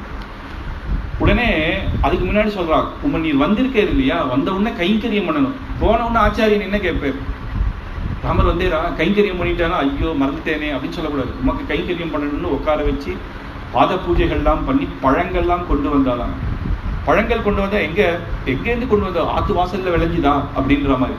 ஆத்து வாசல்லையா, அந்த பழம் கசக்கும் சுவாமி, பம்பா நதியிலேருந்து கொண்டு வந்தேன்னா எவ்வளவு, இந்த பழம் நான் சாப்பிட்டுருக்கேன், எப்படி தித்திக்கும் தெரியுமா, சாப்பிட்டு எச்ச பண்ணி கொடுத்தான்ற அர்த்தம் இல்லை.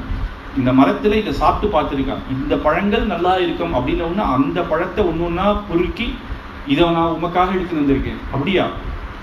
அப்போ ஏன்னா பகவான் ஏன் இந்த கேள்வி கேட்கறதுன்னா அவருக்கு தெரியாதுன்னு கிடையாது, நமக்கு புரியணும் இல்லையா, இத்தனை பேருக்கு புரியணும் அப்படின்றது தான் எப்பேற்பட்ட பக்தி அவளுக்கு அப்படின்றதுக்காக கேட்கறது. அவ்வளவு தூரம் போயிட்டு இருக்கு. யாரையாவது அனுப்பிச்சியா? யாராவது அவளுக்கு தெரியுமா சுவாமி இதனுடைய அனுபவம்? ஏதோ ஒண்ணு பாட்டி சொன்னாலும் ஓடி போய் எடுத்துன்னு வந்துடுவான். நானே போவேன், அவ்வளவு தூரம் நடக்க கூட முடியாது, ஊனி இப்படி முடியாம வரவன், அவ்வளவு தூரம் நானே போய் தான் அப்பதான் இந்த பழம் நான் எப்பேற்பட்டவருக்கு கொடுக்க போறேன்னு நினைச்சு நானே பார்த்து பண்ணேன். அப்ப சந்தோஷம். நீ இதுதான் சாப்பிடுவியாங்கிற? நான் சாப்பிட மாட்டேன் சுவாமி, உமக்காகவே கொண்டு வந்துட்டான். எனக்கு ஒரு சரகு போறோம், காட்டுல ஏதாவது ரொம்ப பசிச்சுன்னா ஒரு இலையை சாப்பிட்டா போறோம், எனக்கு அதுதான் ஆகாரம். இந்த பழங்கள்லாம் நான் சாப்பிட்றது என்னைக்கோ விட்டேன். உமக்காக தான் 14 வருஷமும் தினமும் நீ வருவேன்னு கொண்டு வந்தேன்னு உடனே எப்பேற்பட்ட குகன் கொடுக்கும் பொழுது கூட கையை தான் வச்சு ராமன் அப்படியே கையை நீட்டினார், கொடு அப்படின்னு. முதல் தடவை சத்திரிய தர்மத்தை விட்டுட்டு தான் இந்த பக்தின்னு வந்தா பகவான் இறங்கு, அப்படியே கையை நீட்டி கொடு அப்படின்னு ஒவ்வொரு பழத்தையும் கொடுத்து 2 பேரும் சாப்பிட்றா. லக்ஷ்மணருக்கும் தானே கொடுத்து இது பண்றார். தவைத்தாத்தே புருஷாக்ரம் பிராப்யஸ்தி சம்பவம் மயாது விவிதம் வன்யம் சச்சிதம் புருஷர்ஷபம் அப்படின்னு ஒரு ஆச்சரியமான பழங்கள்லாம் கொடுத்த உடனே இதை சாப்பிட்ட உடனே அவளுக்கே தோணுதான், இப்பேற்பட்ட பாக்கியம் எனக்கு கிடைச்சது. இந்த பழத்தை உம்முடைய கையில கொடுத்து நீங்க சாப்பிடுற அளவுக்கான பாக்கியம் எனக்கு கிடைச்சதுக்கு காரணம் என்ன? என்னுடைய பக்தி இல்ல, என் ஆச்சாரியன் எனக்கு அனுகிரகம் பண்ணாரு இல்லையா அப்படின்னு இந்த இடத்துல கொஞ்சம் அஜ்ஞானம் உண்டு. என் ஆச்சாரியன் பத்தி சொல்றேன், ராமருக்கு தெரியாதா அப்படின்னா இல்ல, பக்தி. எங்க ஆச்சாரியன் பார்த்தேடா, இங்கதான் அவருடைய பிராணம், இங்கதான் யோகத்திலேயே போனேன், இந்த இடத்துல தான் பாத்தீங்களா நெருப்பு எரியுது பாத்தியா, இதுதான் எங்க ஆச்சாரியன், நான் இங்கே இருக்கேன்னா சொல்லியிருக்கேன் எனக்கு அப்படின்னு ஒவ்வொரு இடத்தையும் காட்டி அவர் எப்படிலாம் தபசு பண்ணேர், அவா சிஷ்யாளுக்கு என்னென்னதான் சொன்னேர் எல்லாத்தையும் சந்தோஷமா சொல்றாளாம். சொல்லிட்டு கடைசியா ராமர் கிளம்பலாம் அப்படின்னும் பொழுது இல்ல உம்ம முன்னாடியே இந்த பிராணத்தை நான் விட போறேன்னு மதங்க மகர்ஷி எப்படி தன் யோகத்துல அந்த சரீரத்தை விட்டேரோ அந்த அளவுக்கு அந்த பத்மாசனம் போட்டு உட்கார்ந்து அப்படியே ராமர் முன்னாடியே தன்னுடைய பிராண தியாகம் பண்ணாலாம் சபரி. அப்பேற்பட்ட உடனே ராமர் கண்ணிலே ஜலம் வந்துட்டான். ஜட்டாயு கூட என்ன சொல்ற, நீ மோட்சத்துக்கு போன்னு சொல்ற, இங்க மோட்சத்துக்கு போன்னே சொல்லல, தானே எடுத்துக்கிட்டான். ஏன் பகவானை விட ஆச்சாரியருடைய அனுகிரகம் கிடைச்சிருச்சுன்னா அவளுக்கு போயிடுவான். அதனால இந்த இடத்துல நீ போன்னு சொல்ல வேண்டிய அவசியமே ராமனுக்கு வரல. வால்மீகி மகரிஷி முடிக்கச்சு எங்க போனேன், இந்த அம்மா சொர்க்கத்துக்கு போனாலா எங்கேன்னு சொல்லணும் இல்லையா, ஒரே வார்த்தை தான் சொன்னேன். யத்ரதே சுக்ருதாத்மனே விஹரந்தி மஹர்ஷயः தத் புண்ணியம் சபரி தியானம் ஜகாம ஆத்ம சம்பந்தினா. எந்த இடத்துல அவருடைய ஆச்சாரியரான மதங்கர் போனேரோ அந்த இடத்துல போய் அவர் திருவடி அடைஞ்சா, அங்க போய் சந்தோஷமா நீ சொன்னேர் ராமலக்ஷ்மணர்கள் வந்துட்டா அப்படின்னு சொல்றதுக்காக நேர அவருடைய திருவடி. அதான் சில பேர் போனா ஆச்சாரியன் திருவடி அடைஞ்சேர் அப்படின்னு நம்ம சொல்லுவோம், அதுக்கு காரணமே அதுதான். அப்போ சபரி சுவாமி தேசிகன் சொல்லும் பொழுது சபரி மோட்ச சாட்சி பூதா, அந்த சபரி போகும்போது தானே சாட்சியாக இருந்தது. அதனால சபரி மோட்சம் சொல்லும் போது வைகுண்டத்துக்கு தான் போனா ஆச்சாரியன் அப்படின்ற இடத்த அதை எடுத்து காட்டுறது. இதுக்கப்புறம் ஆச்சரியமான கிஷ்கிந்தா காண்டம். எல்லாருக்குமே ஹனுமத் பிரபாவம் ரொம்ப நமக்கு பிடிக்கும். ஹனுமார் அப்படின்னாலே ராமாயணத்துல ஹனுமார் இல்லைன்னா கிடையாது, சீதா ராமர் 2 பேரையும் சேர்த்து வச்சவர் அவர். ராமாயணம் முதல் நாள்லேருந்தே ஆச்சரியமாக இருந்தா கூட இனிமேல் நடக்கக்கூடியது இன்னும் ஆச்சரியமாக இருக்கு. ஹனுமார் சுக்ரீவன்லாம் வந்த உடனே ரொம்ப ஆச்சரியமாக நடக்கும். அந்த இடத்துல அது வேற அவன் சொல்லிட்டு போயிருக்கான், சுக்ரீவனை போய் தேடுங்கோ அப்படின்னு. ராமரும் லக்ஷ்மணரும் பம்பா நதி கிட்ட வந்தான். பம்பா நதி ஆச்சரியமா இருக்கு, குளிர்ச்சியாக இருக்கு. ராமர் சொல்றே சௌமித்ரே பஸ்ய பம்பாயாம் கானனம் சுபதர்ஷனம் எத்ர ராஜந்தி சௌலாபா த்ருமா சசிரகா இவ அப்படின்னு. எப்படி சந்திரன் பிம்பம் அந்த பம்பா நதியில படர்ந்து அந்த பம்பா நதி எவ்வளவு சுகமாக இருக்கு.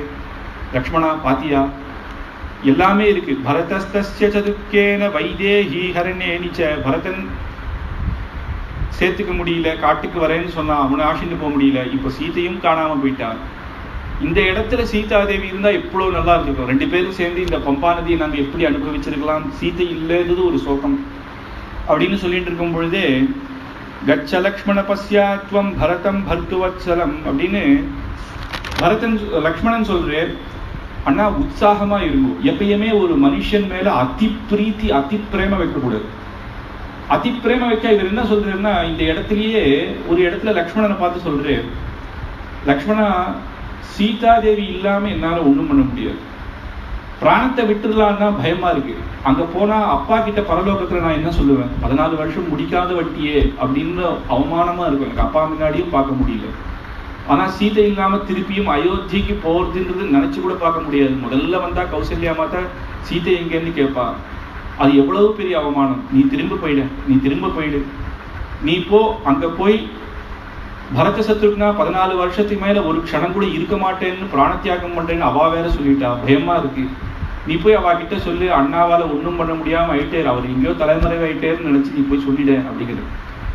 அப்ப அவர் சொல்றாரு, அதி பிரேம ஒருத்தர் மேல வைக்கக்கூடாது, வச்சாதான் இப்படிலாம் யோசிக்கணும். பிராணத்தை தியாகம் பண்றேன்னு சொன்னாமா? சீதாதேவி எங்க இருக்கான்னு உனக்கு தெரியுமா? சாப்பிட்டா அப்படியா ராட்சசன் சாப்பிட்டு போயிட்டான்னு உனக்கு தெரியுமா? தெரிஞ்சா சரி, அதுக்கப்புறம் ஏதாவது பண்ணணும். மேற்கொண்டு என்ன பண்ணணும் அப்படின்றது தானே பார்க்கணும். அதை விட்டுட்டு நம்ம இப்படி அழுதுந்தா என்ன அப்படின்னு லக்ஷ்மணனும் தேர்ச்சியா சொல்றாரு. அப்ப ராமர் சொல்றாரு, அதி பிரேம ஒருத்தர் மேல வைக்கக்கூடாதுன்னு நீ சொல்றியப்பா, எப்படி முடியும்?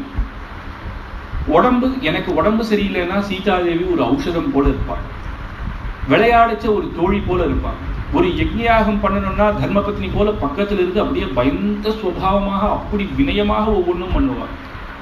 ஆனா அதே பின்னாடி போனோம்னா என்னை போட்டு கிண்டல் பண்ணுவா. நீ இப்படி பண்ணிட்டேரே அப்படி பண்ணிட்டேரே அப்படின்னு விளையாட்டு என்னை கிண்டல் பண்ணணும் அப்படி பண்ணுவா.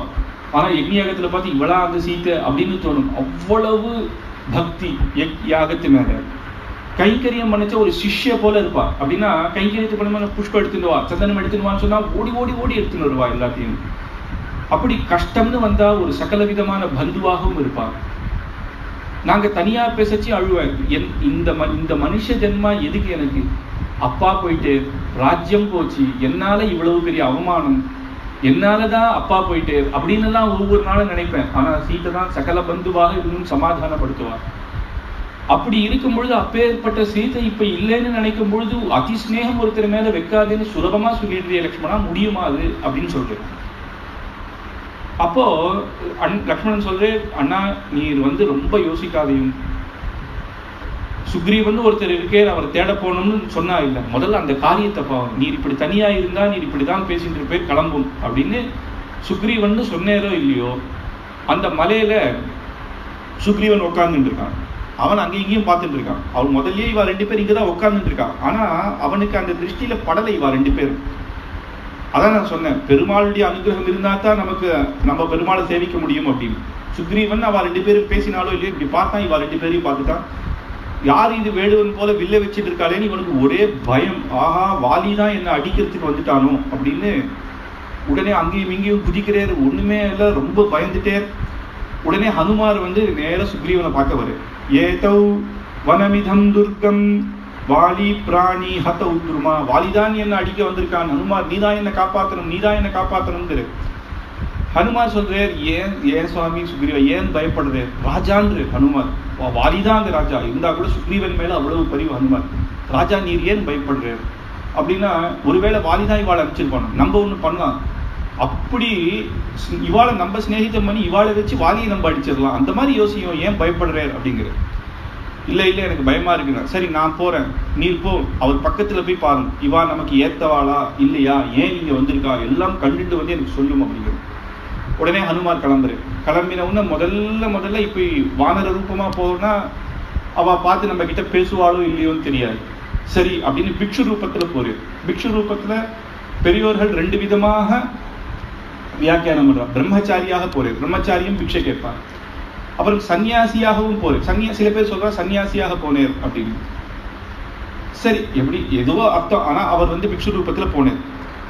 கபி ரூபம் பரித்யஜ்ய ஹனுமான் மாருதாத்மஜஹ பிக்ஷு ரூபம் ததோ பேஜ சதபுத்தி ததா கபிஹி. அப்படியேற்பட்ட குரங்கு அவளுக்கு எந்த ரூபம் எடுத்துக்கிறனாலும் எடுத்துருவான். இவர் ஒரு பிக்ஷு ரூபத்துல கிட்ட போன உடனே ராமலக்ஷ்மணரை பார்த்த உடனே இவருக்கு தெரிஞ்சிருச்சு இவ அப்ராகிருத சரீரம், இது சாதா மனுஷர்கள் கிடையாதுன்னு. உடனே கீழே விழுந்து சேவிச்சிட்டார், இவாளை சேவிச்சிட்டார். அப்போ சொல்றார், சன்னியாசியா இருந்தா சேவிக்க மாட்டாளே அப்படின்னு. ஆனா அதுக்கும் சொல்றேன், சன்னியாசி கூட ஒரு குரு ஆச்சாரியன் அப்படின்னா, இப்போ ஸ்ரீ பிரம்மதந்திர பிரகால சுவாமின்னு இருக்கார், அவர் தேசிகருடைய பிரதம சிஷ்யர். தேசிகர் சுவாமி தேசிகன் கடைசி வரைக்கும் கிரகஸ்தாசிரமத்திலே தான் இருந்தார். இவர் சன்னியாசாசிரமத்தை வாங்கிண்டா கூட இவர்கிட்டதான் சின்ன போலேருந்து மந்திரோபதேசங்கள்லாம் ஆனதுனால இவர் ஆச்சாரியன் தான். எப்பயுமே சன்னியாசி ஒரு அம்மாவையோ தன்னை ஆச்சாரியனையோ சேவிக்கலாம். அம்மா வந்தா அம்மாவை சேவிக்கலாம் சன்னியாசி, அப்பாவை சேவிக்க முடியாது. அப்போ அம்மாவுக்கு அப்பேற்பட்ட ஸ்தானம். அதே மாதிரி குரு ஆச்சாரியனுக்கும் அப்பேற்பட்ட ஸ்தானம். பகவானை சேவிக்கலாம். இவர் தான் அப்ராகிருத சரீரம் அப்படின்னு தெரிஞ்செடுத்து கிட்ட போச்சே, இவா சாதா மனுஷர்கள் இல்லைன்னு தெரிஞ்செடுத்து உடனே சேவிச்சு உடனே அவ 2 பேர்களையும் கைகளை குவித்து பேசுறான். முதல் ஹனுமார் வாக்கியங்கள். ராஜ ரிஷிதேவ பிரதிமௌ தபசௌ சம்ஸ்திதௌ வ்ரதௌ தேசம் கதமிவௌ பிராப்தௌ பவந்தௌ வரவர்ணினௌ பத்மபத்ராக்ஷண வீரௌ ஜட்டாமண்டலதாரிணௌ விசாலாக்ஷௌ வீரௌ மனுஷௌ தேவரூபிணௌ ஸ்வரபூஷண பூஷாய கிமர்த்தம் ந விபூஷிதஹ அப்படின்னு சர்வபூஷண பூஷாக. நீர் பார்த்தா எப்படி இருக்கு? ராஜ ரிஷிகள் போல இருக்கு, இல்ல தேவ ரிஷிகள் போல இருக்கு. உம்முடைய ஆக்கிருதிக்கும் உம்முடைய இந்த உடைகளுக்கும் வித்தியாசம் தெரியுது.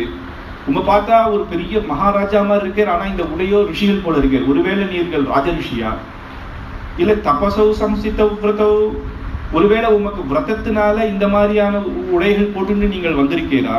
தேசம் கதமிவ பிராப்தௌ, இங்க வானரர்கள் இருக்கிற இடமாச்சே, நீங்க ஏன் இந்த இடத்துக்கு வந்தீங்கோ? பவந்தௌ வரவர்ணினௌ, உம்முடைய சோபைகள் பார்த்தா ஆச்சரியமாக இருக்கு. இப்பேற்பட்ட பத்மமான கண்கள், தாமரை கண்களாக இருக்கே. ஜட்டாமண்டலதாரினௌ, அப்பேற்பட்டவருக்கு இந்த ஜட்டாமண்டலம் இது ஒரு வித்தியாசமாக தோன்றது. விசாலாட்சௌ மனுஷ்யௌ தேவரூபிணௌ, தேவர்களா மனுஷர்களாமே தெரியாது இருக்கே. சர்வபூஷண பூஷர்க, உம்முடைய உடம்புகள்லாம் பார்த்தா சர்வபூஷணங்களும் பூஷிச்சுண்டா மாதிரி இருக்கு. நிறைய நகைகள் போட்டு போட்டு போட்டு அது எடுத்தோம்னா அந்த இடத்துல அந்த அச்சுகள் அப்படியே இருக்கும். ஆனா ஒரு பூஷணமும் இல்லாத இருக்கீங்களே அப்படின்னு எல்லாம் கேட்கறது.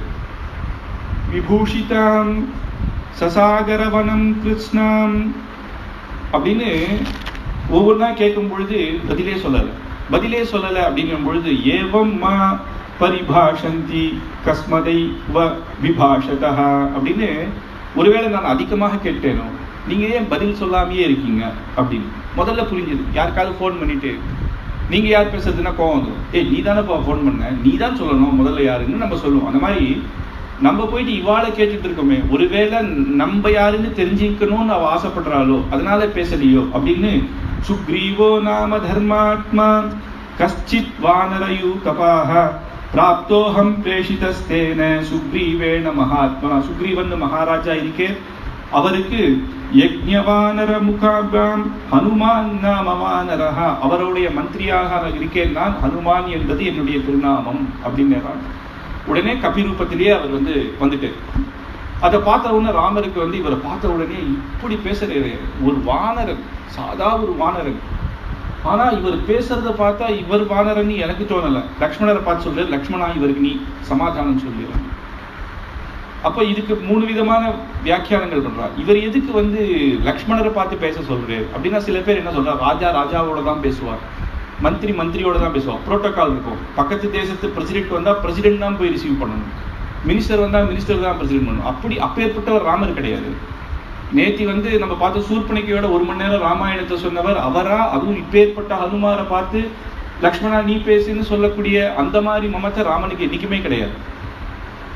அப்போ என்ன அப்படின்னா, இவர் பேசுற விஷயத்தை பார்த்தா ஒரு பாகவதர் இன்னொரு பாகவதரோட பேசுறது பார்த்தா பெருமாளுக்கு அவ்வளவு இஷ்டமா. இவர்கள் 2 பேரும் சம்பாஷணை பண்ணா ரொம்ப நல்லா இருக்கும் அப்படின்னு சொல்றேன். நான் லக்ஷ்மணா இவரை பார்த்தா எப்படி தெரியுமா, நான் ரிக்வேத விநீதஸ்ய நாயஜுர்வேததாரிணஹ நசாமவேத விதுஷாஹ சக்கியமேவ பிரபாஷிதம். இவர் பார்த்தா ரிக்வேதம் அத்தியனம் பண்ண போல இருக்கு, யஜுர்வேதம் அத்தியனம் பண்ண போல இருக்கு, சாமவேதம் அத்தியனம் பண்ண போல இருக்கு. நூனம் வியாக்கரணம் கிருஷ்ணம் அனேன பகுதா ஸ்ருதா. வியாக்கரணங்கள், சம்ஸ்கிருத வியாக்கரணங்கள் சிவபெருமானுடைய உடுக்கையில வந்ததுன்னு சொல்றா இல்லையா, இந்த வியாக்கரணங்கள் தான் இவருக்கு அவ்வளவு நல்லா தெரியுது.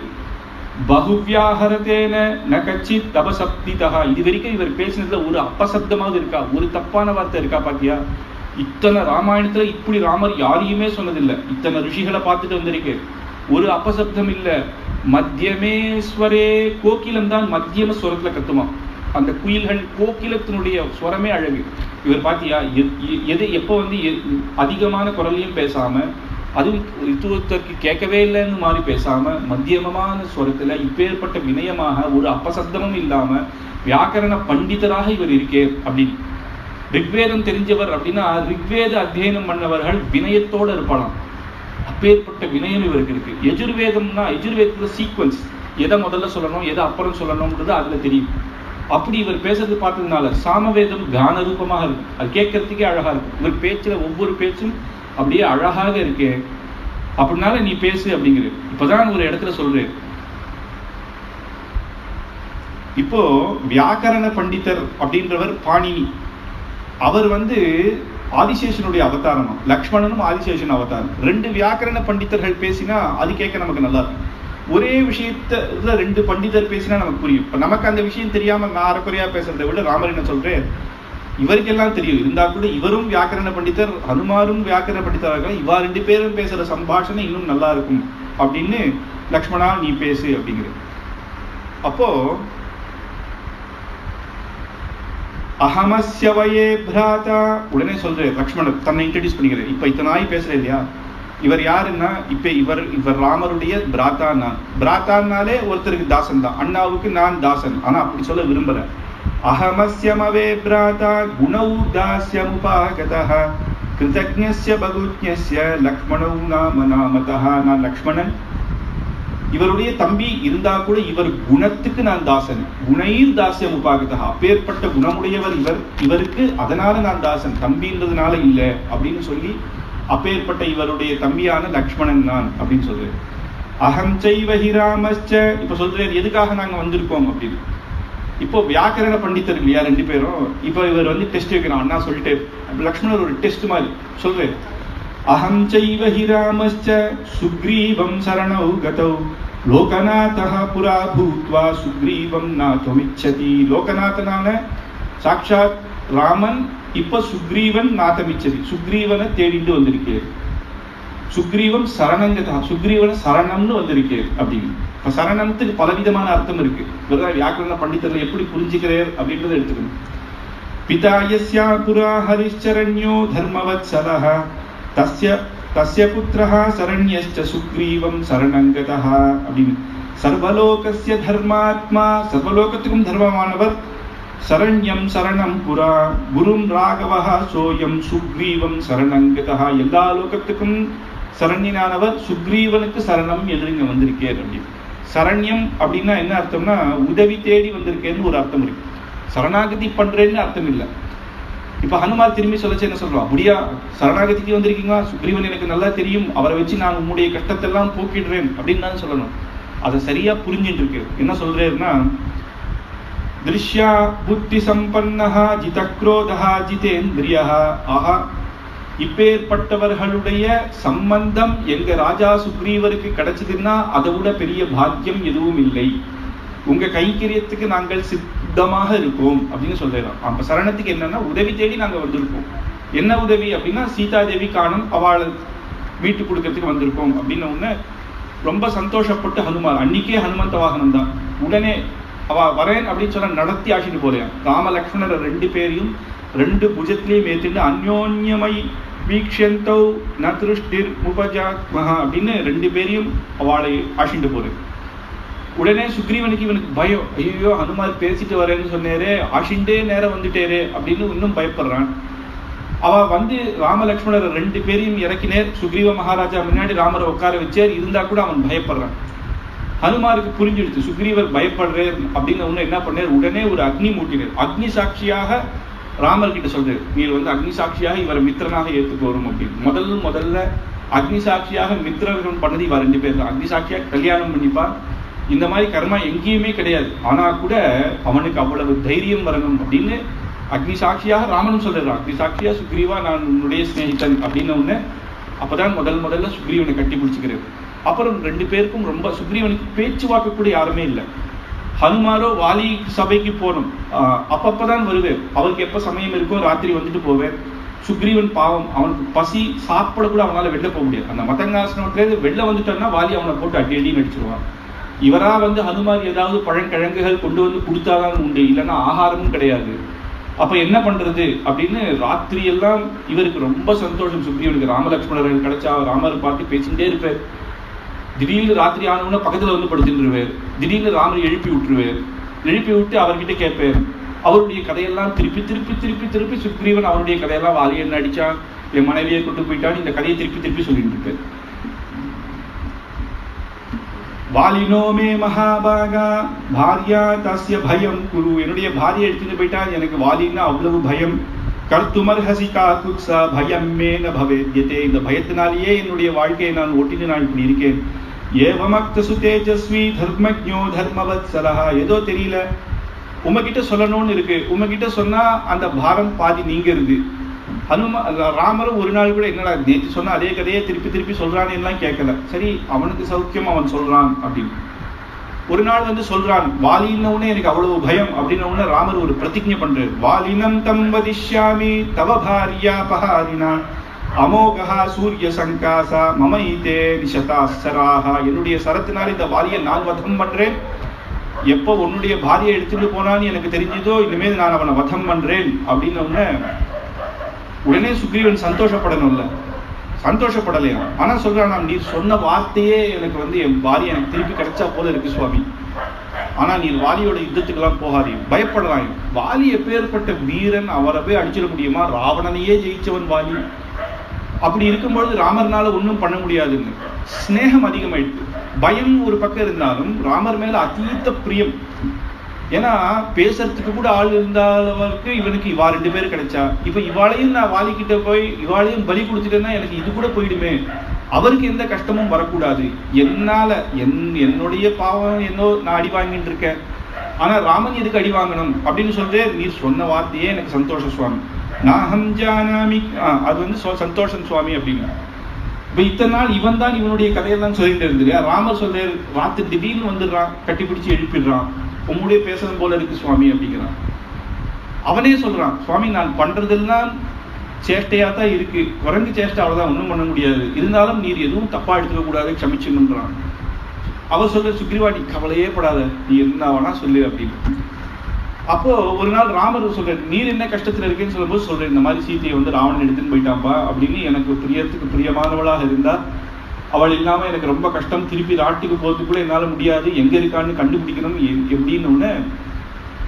அப்போ அவனுக்கு தோன்றது, நாங்கள்லாம் ஒரு நாள் 5 நாள் ஒரு அனுஷ்டானம் பண்ணிட்டு இருக்கும் போது நதியில மேல இருந்து ஒரு நகை வந்தது. ராவணன் ஒரு பொண்ணை கூட்டிட்டு போனா அது சீத்தையான்னு எங்களுக்கு தெரியாது, இது சீத்தையுடைய நகைதானா பாருங்கள் அப்படின்னு அந்த மூட்டையில கொண்டு வந்து அன்னைக்கு எடுத்து வச்சிருந்தா இல்லையா, அந்த நகைகள் எல்லாம் எடுத்து காட்டுவான்.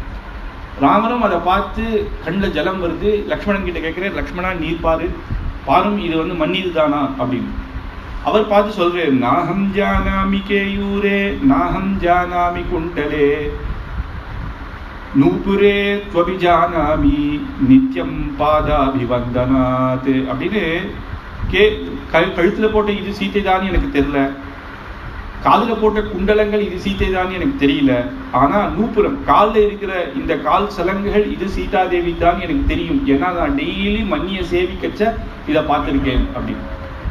பார்த்ததே இல்லையா, இது என்ன பொய்யா இருக்கே, ஒருத்தர் லக்ஷ்மணரை பார்த்துருக்க கூட முடியாதா சீத்தைன்னா? பார்க்கறது வேற, நோக்கிறது வேற. பார்த்துருப்பேன் கண்டிப்பா, எதிர வச்ச ஒருத்தர் பார்த்துருப்பா. ஆனா இவா என்ன நகை போட்டிருக்கா, இவா ஆஹா நேற்று இந்த நகை போட்டுதான் இன்னைக்கு இந்த நகை இந்த வாழ்வு அப்படின்னா அந்த மாதிரி எண்ணத்துல பார்க்கக்கூடாது. அதுவும் ஒரு ஸ்திரீ அந்த எண்ணத்துல என்னைக்குமே மன்னி அப்படின்னா தெய்வமாகவே தன்னுடைய சொந்த அம்மாவாகவே பார்த்திருக்கேன், என்ன போட்டுருக்கான்னு தெரியல. ஆனா அண்ணாவை தினமும் சேவிக்கிற மாதிரி அண்ணா இல்லைன்னா கூட மண்ணியை சேவிச்சுட்டு தான் போறதுனால இந்த நூப்புறம் எனக்கு தெரியாது இது சீத்தை தான் சொன்ன உடனே ராமருக்கும் கண்ணில் ஜலம் வருது. சுக்ரீவன் கிட்ட ஆமாம் இது சீத்தை தான், ராவணன் தான் கொண்டு போயிருப்பான் அப்படின்ட்டு அந்த இடத்துல ஒரு இது. அப்புறம் அவரும் சொல்ற, ஜட்டாயுவும் ராவணன் பேர் தான் சொன்னான் அப்படின்னு. அப்புறம் சுக்ரீவன் வந்து கேட்கிறாரு ஒரு நாள், உனக்கு என்னப்பா அப்பேற்பட்ட கஷ்டம், உனக்கு என்ன வந்துடுச்சு அப்படின்னு கேட்கிறாரு. அப்ப அவன் சொல்றான், அண்ணாவும் நானும் சந்தோஷமாக தான் இருந்தோம், வாலிதான் ராஜா எங்களுக்கு எல்லாம் வானரர்களுக்கு. ஒரு நாள் மாயாவி துந்திபின்னு 2 ராட்சசர்கள் யுத்தத்துக்கு வந்தா. வாலி சுக்ரீவன் மகா பலவான் அப்படின்னு தெரிஞ்சு அவளுக்கு இதே வேலை, இந்த நாட்டுல யார் யாரெல்லாம் பலவானோ அவளை ஜெயிச்சுட்டு நான் இவாளை ஜெயிச்சேன்னு சொல்லிட்டு போயிட்டே இருக்கணும். வாலி சுக்ரீவனுக்கும் யுத்தத்துக்கு வந்தான். வாலி வந்து நின்றதும் அவன் மலை போல இருப்பான். அது இல்லாம வாலிக்கு ஒரு வரம் இருக்கு, என் எதிர யார் வந்து நின்றாலும் அவளுடைய பாதி சக்தி இவனுக்கு வந்துடும். அப்பேற்பட்ட மலை போல இருந்தவனை பார்த்து மாயாவி ஓட்டம் போனா ஓடி போயிட்டான். அவனை துரத்திட்டு, ஏண்டா எங்கிட்ட சண்டைக்கு வந்துட்டு ஓடுறையான்னு துரத்திட்டே போனான். துரத்திண்டே போனவன் ஒரு குகைக்குள்ள போயிட்டான். பெரிய பிளான். அந்த குகையில 12,000 பேர், நிறைய பேர் உள்ள வச்சிருக்கான். ஏன்னா வாலியை நேர சண்டை போட முடியலன்னா இந்த இடத்துக்கு கூட்டின்னு வந்து அத்தனை பேரோட சேர்த்து வாலியை யுத்தம் பண்ணி வதம் பண்ணி ஜெயிச்சிடலாம் அப்படின்னு போனார். வாலி உடனே பார்த்து, இவன் உள்ளதாண்டா போனா, நீ வெள்ளையே இரு, நீ வெள்ளையிருந்து யார் வந்தாலும் அவளை நீ பார்த்துக்கோ, உள்ள இருக்கவாளை நான் கொண்டுடுறேன் அப்படின்னு சொல்லி வெள்ளை நிக்க வச்சுட்டு போனேன். 1 மாசம் ஆகுது, 2 மாசம் ஆகுது, உள்ள யுத்தம் நடந்துட்டு இருக்கு. ஏன்னா உள்ள எத்தனை பேர் இருக்காளோ அத்தனை பேர் இருக்கா. அப்படியே திடீர்னு ஒரு ரத்த ஆறா வெள்ளை வருது. இது அப்பேற்பட்ட ரத்த ஆற பார்த்த உடனேயே சுக்ரீவனுக்கு ஒரு பயம் வந்துச்சு. அண்ணா வந்து யுத்தத்துல ஜெயிச்சுட்டா போல, இனிமேல் நம்ம உள்ள போனாலும் நமக்கு ஆபத்து, இவாளை வெள்ளையும் விடக்கூடாதுன்னு அந்த குகையை மொத்தம் ஒரு பெரிய கல் எடுத்து மூடிட்டு அவன் போயிட்டான். அவருக்கு இன்னொன்று ஒரு தைரியம், வாலி ஒருவேளை உயிரோடு இருந்தான்னா இந்த கல்லெல்லாம் அவனுக்கு சின்னது, ஒரே உதச்சி வெளில வந்துடுவான். அதனால போய் எல்லாருக்கிட்டையும் சொல்றான். ஜாம்பவான் ஹனுமார்லாம் அங்க இருக்கும் பொழுது அங்க இருக்கிற சொல்றான், இந்த மாதிரி வாலி உள்ள செத்து போயிட்டான்னு சொல்லிட்டான். சரி, அவளும் சொல்றான், ஒருவேளை வந்தா நல்லதுதான், உமக்கு யுவராஜா ராஜா இல்லாத ஒரு நகரம் இருக்கக்கூடாது, உமக்கு வந்து பட்டாபிஷேகம் பண்றோம். ஒருவேளை வாலி வந்தா சந்தோஷம், அவன் ராஜாவா இருந்துட்டு போற, நீ யுவராஜ பட்டாபிஷேகம் பண்ணும், உமக்கும் இது வரைக்கும் யுவராஜா. இந்த வாலி என்ன பண்ணிருக்கானா, தன் தம்பிக்கு கூட யுவராஜ பட்டாபிஷேகம் பண்ணாமே வச்சிருக்கான். அதை நம்ம இன்னைக்கு பண்ணிடலாம் அப்படின்னு யுவராஜ பட்டாபிஷேகம் பண்ணிட்டாலாம். இவன் யுவராஜா ஆனவனு இவன் சந்தோஷமா அவெல்லாம் கொடை போடுறதும் சாமரத்தை போடுறதும் இவன் ஆச்சரியமா இருக்கான். வாலி ஒரு நாள் ஆச்சு, வெளில வந்தான், பார்த்தா கல்லால மூடி இருக்கு, கல்ல ஒரு உதச்சான், மொத்தம் மண்ணாயிடுத்து வெளில வந்துட்டான். வெளில வந்தவன சுக்ரீவனை காணும். அவனுக்கு ஒரே கோவம் வந்து, இந்த சுக்ரீவன் பாத்தியா, இத்தனை நாளா இவன் பிளான் போட்டிருக்கான் ராஜாவானு, இவனை நான் என்ன பண்றேன் பார் அப்படின்னு இவன் போகும்போதே அவன் உள்ள ஓடி வந்து வாலி காலில் விழுந்திருந்தா அது வேற. இவன் அந்த சிம்மாசனத்துல உட்காந்து அவள் தான் இப்படி இருக்கிறத பார்த்தது இன்னும் அதிகமாக கோவம் வந்தது. சுக்ரீவனை போட்டு அடின்னு அடிச்சு, இன்னிலிருந்து நீ ஓடி இந்த நாட்டிலேயே இருக்கக்கூடாது, நீ எங்க பார்த்தாலும் நான் உன்னை அடிப்பேன்னு, எங்கெல்லாம் போறானோ சுக்ரீவன் அங்கெல்லாம் அடிப்பான். அப்போ ராமர் கேட்கிறார், அப்ப நீ இங்க உட்கார்ந்து இருக்கே சந்தோஷமா, இங்க மட்டும் ஏன் வாலி வரமாட்டானா அப்படின்னா, மாயாவின்னு ஒருத்தர் இருந்தா இல்லையா, அவனுக்கு ஒரு தம்பி துந்துபின்னு, அவன் வந்து எரும மாட்டு வேஷத்துல வந்தான், பெரிய பலவான், ஒரு மலை போல இருந்தான். அப்பேற்பட்ட துந்துபிய ஒரு வால் எடுத்து ஒரு சுழட்டி அவன் தூக்கி அடிச்சான். நேரம் வந்து மதங்காசிரமத்துல வந்து விழுந்து ரத்தம் வந்து திரிச்சிட்டு அவர் மேல உண்டு. உடனே பார்த்து சபிச்சுட்டு, யார் இது பண்ணது வாலின்னு தெரிஞ்ச உடனே, இந்த இடத்துக்கு நீ இனிமேல் வந்தே உன்னுடைய துஷ்ட காரியங்களை பண்ணிட்ட, நீ இந்த பக்கம் வந்தேன்னா நீ உள்ள வந்தா உன் தலை வெடிச்சிடும் அப்படின்னு சொல்லி சபிச்சுட்டாரு. அதனால அவனுக்கு மதங்க மகரிஷி ஆசிரமம் இந்த இடத்துல அவனுக்கு வரத்துக்கு பயம். அதனால நான் இங்க உட்கார்ந்து இருந்திருக்கேன். ஒரு குரங்குனாலே அங்கேயும் இங்கேயும் ஓடும், அது ஸ்வேச்சையா சுத்தம். ஆனா இந்த சுக்ரீவன் சொல்றான், நான் இத்தினூண்டு இடத்துல இந்த இடத்த விட்டு போனா எனக்கு ஆபத்து, வாலி வந்து அடி நடிப்பான் அப்படின்னு சொன்ன உடனே, சரி அன்றுத்தம் நோக்த பூர்வமே நச்சே வக்ஷே கதஞ்சனா, அப்போ சரி நான் வாலிவதம் பண்றேன் அப்படின்னு சபதம் பண்ணிட்டேன், வாலிவதம் பண்ண போறேன். உடனே அவன் சொல்றான் திருப்பியும், நீர் நினைக்கிற மாதிரி கிடையாது, நீ வாலி அவன் பெரிய பலபராக்கிரமன் அப்படின்னு. அவனுக்கு திருப்பி என்னன்னா இவன் இதையே சொல்றான் அப்படின்னு. சரி, நீ என்ன பண்ணா என் மேல உனக்கு ஒரு நம்பிக்கை வரும், அதை சொல்லு, நான் பண்றேன் அப்படிங்கிற. சுவாமி தேசிகன் திருட கட்டித்த கைலாச கோட்டி விகட துந்துபி கங்கால கூட்ட தூர தக்ஷ தட்சிணேதர பாதாங்குஷ்டதர சரண விஸ்ருத சகிருதா செய்யா அப்படின்னு துந்துபிய புடிச்சு தூக்கி போட்டான் பாருங்க. அந்த துந்துபி இங்க இருக்கான், இவரை நீ தூக்கும் அப்படிங்கிற.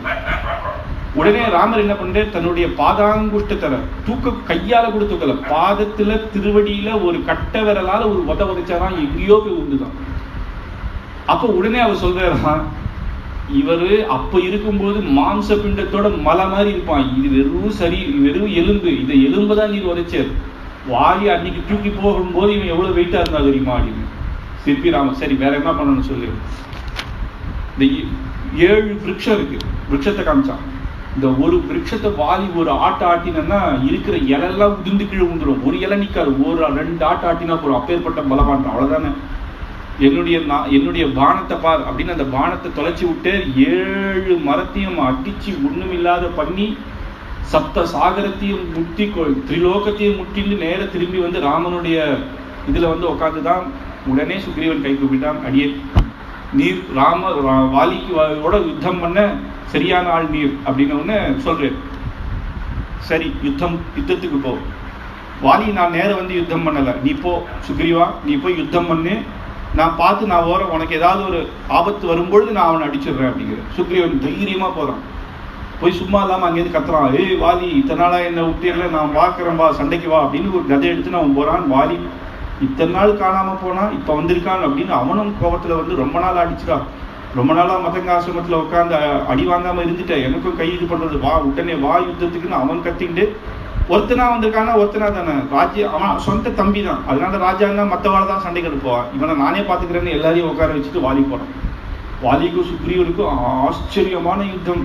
அவ வானரர்கள்னால அவ துவந்த யுத்தம் பண்ணுவான், மொத்தர் முட்டிப்பா இடிச்சுப்பா கடிச்சுப்பா, அது சண்டையே ஒரு வேற மாதிரி இருக்கும். ரெண்டு பேரும் பலசாலி, ஒருத்தரை தூக்கி அப்படி போடுறான், சுழற்றான், இவன் அவன் அடிக்கிறான்.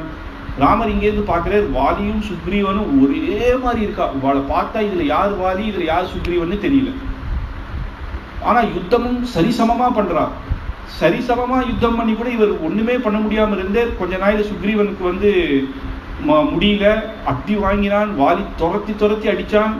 ஓடி அங்கேருந்து ராமன் இப்படி பார்த்துட்டு ஓடி போயிட்டான்.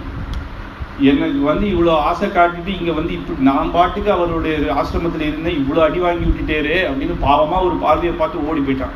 ராமர் வேற பக்கமா மதங்காசிரமத்துக்கு சுவாமி நான் உனக்கு என்ன பாவம் பண்ணேன், என்னை இப்படி அடி வாங்க வச்சுட்டேரு அப்படின்னு. ராமர் சொன்னார், எப்பா நீங்க ரெண்டு பேரும் பார்க்கறதுக்கு ஒரே மாதிரி இருக்கீங்க, நான் பாட்டுக்கு தெரியாம பானத்தை உண்மையில போட்டேன்னா என்னால முடியாது, நீ போயிட்டேன்றது, அதனால நான் அடிக்கல அப்படிங்கிறது சாட்சாத் பகவான்.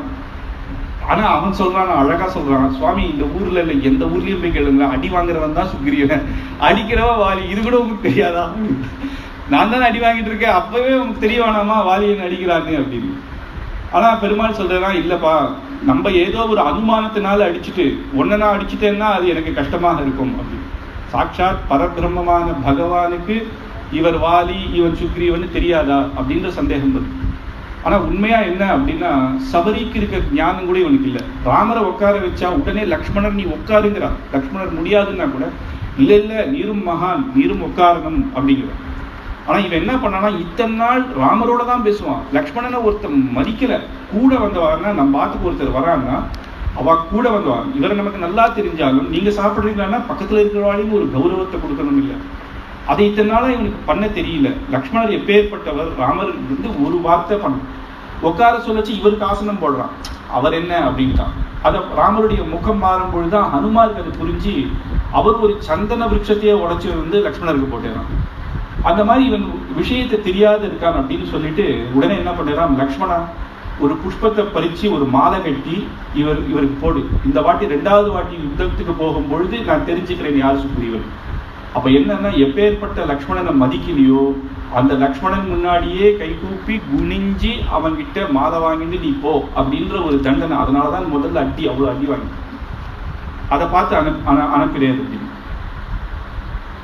உடனே திருப்பியும் யுத்தத்துக்கு போறான். இந்த வாட்டி நீர் அடிச்சிருவேர்ல அப்படின்னா அடிச்சிரு, நீ கவலைப்படாதுன்னு போறான். கத்துறான், அங்கேருந்து கத்துறான், வாலி யுத்தத்துக்கு வா, என்ன நினைச்சிட்டு இருக்க அப்படின்னு ஒவ்வொன்று கத்துறான்.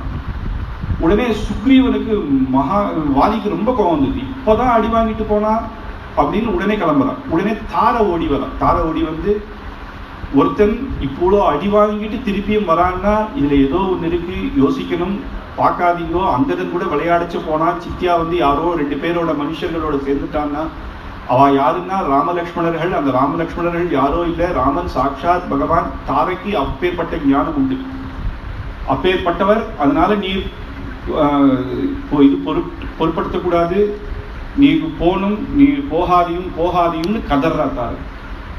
இவ சொல்ற ராமனா, ரகுவம்சத்து ராமனா, அவளை எனக்கு நல்லா தெரியுமே, அவளை பார்த்தா நம்பாத்து கூட்டுன்னு வந்துடுறேன், இவன் கூட போய் எதுக்கு அவள் சேர்ந்தா அப்படின்னு சொல்றேன். நான்ப்பா நீ கவலைப்படாத, ரெண்டு தட்டு தட்டிட்டு வந்துடுறேன் அப்படிங்கிறான். பார்த்தா நமக்கு என்ன தெரியும், ரெண்டு தட்டு தட்டிடுறான் அப்படின்னு தோணும்.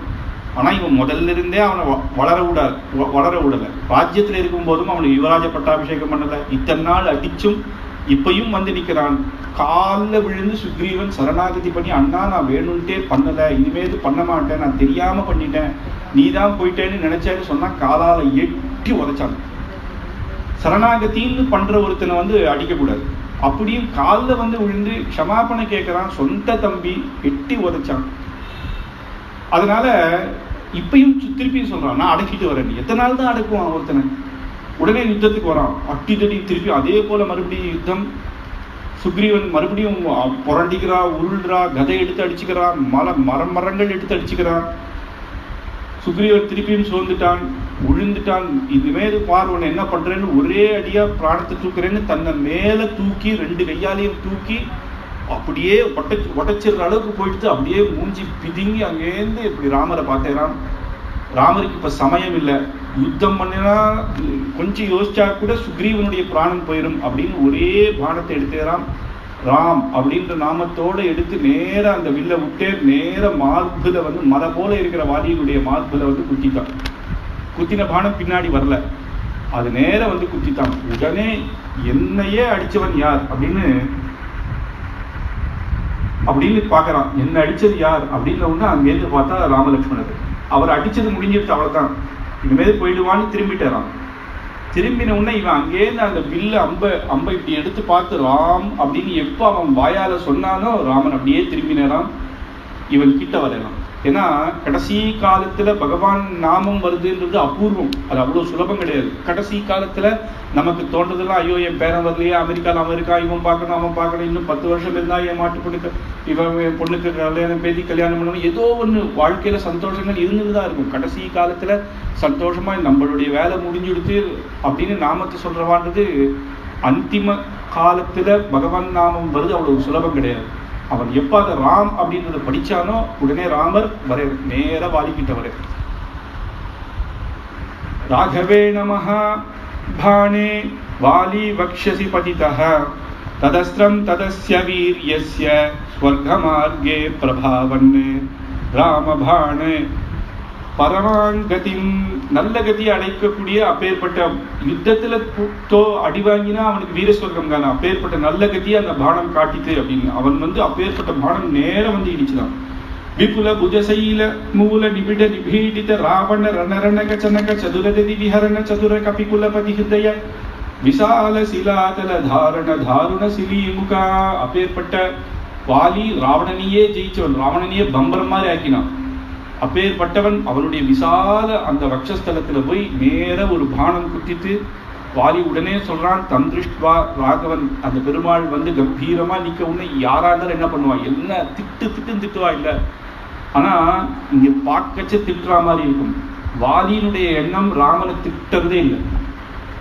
என்னால ராமனுக்கு ஒரு அவப்பேர் வந்துடக்கூடாது, என்ன வந்து ஒழிஞ்சிருந்து அடிச்சுட்டான் ராமன் அப்படின்னு அவருக்கு ஒரு பேர் வந்துடக்கூடாது. அந்த தர்மத்தை எல்லாரும் முன்னாடியும் கேட்டு எல்லாருக்கும் அவர் சமாதானம் பண்ற மாதிரி பண்ணிட்டு தான் நான் போறேன் அப்படின்னு நினைச்சிட்டாங்க. தம் திருஷ்டுவா ராகவம் வாலி லக்ஷ்மணம் ச மகாபலம் அப்ரவீ பிரக்ஷிதம் வாக்கியம் பருஷம் தர்ம சம்ஹிதம். ராமா உனக்கு எந்த இழுக்கும் வரக்கூடாதுன்னு கேட்கிறான். துவம் நராதிபதேஹே புத்ரஹ பிரியதே பிரியதர்ஷனஹ குலீனஹ சத்வசம்பன்னஹ தேஜஸ்வி சரிதவ்ரதஹ. கோவத்தில் சொல்றவன் இப்பேற்பட்ட ஸ்தோத்திரம் பண்ண வேண்டிய அவசியம் இல்லை. துவம் நராதிபதேஹே நரர்களுக்கெல்லாம் ராஜா நராதிபதி நீ, பிரியதர்ஷனஹ உம சேவிச்சாலே அப்பேற்பட்டவராக இருக்கே. உம்முடைய குலம் எப்பேற்பட்ட ரகுகுலம், சத்வ சம்பன்னஹ தேஜஸ்வியாக இருக்கே. சரிதவ்ரதஹ உம்முடைய சரித்திரம் எப்பேற்பட்டது நானே கேள்விப்பட்டிருக்கேன். அப்படி இருக்கும் பொழுது என்ன மறைஞ்சிருந்து அடிக்க காரணம் என்ன? நேரம் வந்து யுத்தம் பண்ணியிருக்கலாமே. பராடமுகாவதம் கிருத்வா கோனு பிராப்தஸ்வயம் குணஹா. இது உம்முடைய குணம் கிடையாது, ரகுவம்சத்துல யாரும் இப்படி யுத்தம் பண்ண மாட்டாரே அப்படின்னு முதல் கேள்வி. சரி, நாங்க ஏதோ அண்ணா தம்பி அடிச்சுட்டு போறோம், இந்த இதுக்கு உமக்கு என்ன சம்பந்தம்? நீர் இங்க எதுக்கு வந்து நியத்தி சொல்ல வேண்டிய அவசியம் இல்லை. உங்க ஊர்ல 4 பேர் அடிச்சிருந்தாங்கன்னா நீ அங்க போய் நீர் வந்து சமாதானப்படுத்துறேன்னு தண்டனை கொடுக்கலாம். இந்த இடத்துக்கு உமக்கு என்ன சம்பந்தம்? சரி, நான் வந்து மிருகத்தை தானே அடிச்சேன் அப்படின்னா, குரங்கு மிருகத்தை யாருமே அடிக்க மாட்டான். குரங்கை யாரும் சாப்பிட மாட்டான். அதனுடைய சரீரத்துக்காக நான் அடிச்சேன். சில பேர் சரீரத்தை உபயோகப்படுத்துவா. குரங்குகளுடைய சரீரமும் உபயோகப்படாத ஒரு விஷயம். நிரபாதியான என்ன தப்பு பண்ணு, நான் என்ன பாவம் பண்ண, அவன் தான் தப்பு பண்ணா, அவனை நான் அடிச்சு வச்சேனே தவிர நான் என்ன தப்பு பண்ணேன்றது என்ன நீர் அடிச்சேன் அப்படின்னு. ராஜாஹ பிரம்மாஹ கோஹோ சீராஹ பிராணி வதேரதஹ. ஒரு ராஜாவை வதம் பண்ணக்கூடாது, சும்மா அவன் எதுவுமே பண்ணாம ஒருத்தனை போய் அடிக்க கூடாது. பிராமணர்களை பண்ணக்கூடாது, கோவை ஹத்தியை பண்ணக்கூடாது. அப்பேற்பட்டது நீர் ஒரு பிராணியை ஹத்தியம் பண்ணக்கூடாது. தேவை நம்ம சாப்பிட்றதுக்காக ஹத்தியம் தான், அது வேற. உபயோகப்படாத ஒன்று சும்மா நானும் விளையாட்டுக்கு ஒன்று கொலை பண்றேன்னு பண்ணக்கூடாது. அப்போ பிராணியை வதம் பண்ணணும்னா கூட சாஸ்திரத்துல பஞ்ச நகா பக்ஷ்யா அப்படின்னு சொல்லியிருக்கு. 5 நகங்கள் உள்ள பிராணியை தான் வதம் பண்ணலான்னு இருக்கு, எங்களை நீயே வதம் பண்ண அப்படின்ன உடனே ராமர் பூர்த்தியா கேட்டுட்டியாப்பா, உடனே பதில் தான் சொல்லலை, பூர்த்தியா கேட்டுட்டியா அப்படின்னு கேட்டுட்டேன் அப்படின்னு உடனே இப்போ நிதானமா பதில் சொல்றான். அப்ருஷ்டவாஹ புத்திஹி சம்பன்னஹ விருத்தானச்சாரிய சம்மதான் அப்படின்னு மிருகபக்ஷி மனுஷ்யானாம் நிகிரஹ பிரகிரஹவாபி தபாலயதி தர்மாத்மா பரதஹ சத்யவான் துஜஹ. தசரதன் இப்போ பரதன் சக்கரவர்த்தி அயோத்தியைக்கு. அவன் சக்கரவர்த்தின்னா இந்த தேசம் எல்லாமே அவன் ஆளக்கூடியது. நான் பரதனுடைய ஒரு இதுவா வந்திருக்கேன். பரதன் என் தம்பி தான், இருந்தாலும் ராஜ்ய பரிபாலனம் பண்றான். அவனோட நியமத்தில் நான் இங்க வந்திருக்கேன். இந்த இடமும் பரதனுடையது. நீ கேட்கக்கூடாது, நீங்க ஏன் சண்டை போட்டு உனக்கு என்ன சம்பந்தம்னா இப்ப எனக்கு இதான் சம்பந்தம். இதுவும் பரதன் ஆளக்கூடியது. நான் திரும்பி போச்ச பரதன் என்ன கேட்டான்னா என்ன சொல்றது? அங்க நீ போறியே, வாலியை நீ எதுவும் பண்ணாம விட்டியே, சுக்ரீவனை காப்பாத்தி இருக்கலாமே கேட்டேன்னா என்ன சொல்றது? இப்ப நான் பரதனுடைய சேவகனாக நான் இங்க வந்திருக்கேன். நீ கேட்டதுக்கு ஒரு பதில் முடிஞ்சிடுச்சு, நான் ஏன் இது பண்ணேன். நெக்ஸ்ட், பரதாஜ்ஞா புரஸ்கிருத்ய நிகிரஹாணிமவே யதா விதிஹி. பரதனுடைய ஆஜ்ஞை தான் இது. பரதன் இருந்தா இதுதான் பண்ணிருப்பான், அதுதான் நான் பண்ணேன். சூக்ஷ்மஹா பரமதுக்ஞேயஹா சதாம் தர்ம பிளவங்கமா. வானரனே, தர்மம் அப்படின்றது சூக்ஷ்மம், அவ்வளவு சுலபமா கிடையாது. நீ கேட்கிற வானரர் நாங்க ஏதோ சண்டை போட்டுக்கிறோம், அவனுடைய தர்ம பத்தினியை நான் எடுத்துட்டு போறேன்னா குரங்கு எதோட எதுவானா இருக்கும், இது எங்க தர்மம், தம்பியினுடைய ஆண்டியாருன்னா பார்க்காது, இதை நீ ஏன் கேட்கிற, இது எங்க தர்மம் தானே அப்படின்னு நீ கேட்கிற. என்னைக்கு நீ கேட்டையோ உனக்கு தர்மம் புரியுது. சாதா வானரனுக்கும் உனக்கும் வித்தியாசம் இருக்குப்பா. ஜேஷ்டோ பிராதா பிதா செய்வ யஜ்ஞ வித்யா பிளவங்கவா. ஜேஷ்ட பிராத்தன் அப்பா. அப்ப ஜேஷ்ட பிராத்தன் அப்பா அப்படின்னா நீ அந்த சுக்ரீவனுக்கு அப்பான்னா உன்னுடைய மாட்டு பெண்ணுக்கு சமம் அவர். பிராதுர் வசி பாரியா யாம் தியக்த்வா தர்மம் சனாதனம். சனாதனமாக இது நீ பண்ணிருக்க கூடாது. நீ கேட்டு இது தர்மமா, இது நாங்க பண்ணலாமே அப்படின்னு தெரிஞ்சே நீ பண்ணிருக்க இல்லையா, அதனால தப்புதான். எப்போ தர்மக்கு குரங்கு நீ உன்னுடைய முகமா இல்லையோ அது நீ மாயாமிருகம் தான், நீ வெறும் குரங்கு கிடையாது. அபராதம் நீ பண்ணிட்ட. அப்புறம் சொந்த அம்மா கிட்டையோ, அப்புறம் சுபத்னி மாதா அப்படின்னா அப்பாவுடைய 2வது மனைவி, நான் அந்த அம்மாவுக்கு பிறக்கலைன்னாலும் அவா கிட்டையோ, சகோதரி கிட்டையோ, பெண் கிட்டையோ, மாட்டு பெண் கிட்டையோ இந்த மாதிரி தப்பா நடந்துட்டா அவளுக்கு வதம் தான் அப்படின்றது ஸ்மிருதியில சொல்லியிருக்கு. அவளை நாங்க கொலை பண்ணலாம். நீ கேட்டியே, க்ஷத்ரியனா இருந்து என்ன கொலை பண்ணலாமா, நீ ஒண்ணுமே பண்ணாத இருக்கனுக்கு கொலை பண்ணலாமா, நாங்க என்ன தப்பு பண்ணோம், இது தர்மம் இல்லையே, நீ நரக்கத்துக்கு போவேன்னு கேட்ட. நான் நரக்கத்துக்கு போக மாட்டேன்பா, இது எங்களுடைய தர்மத்தை தான் நான் பண்ணேன். தஸ்ய ததா வதஹா ஸ்மிருதாக அப்படின்னு இப்பேற்பட்டவாளுகள் எல்லாம் தப்பா நடந்துட்டா வதம் பண்ணலாம்னு ஸ்மிருதியே சொல்லியிருக்கு.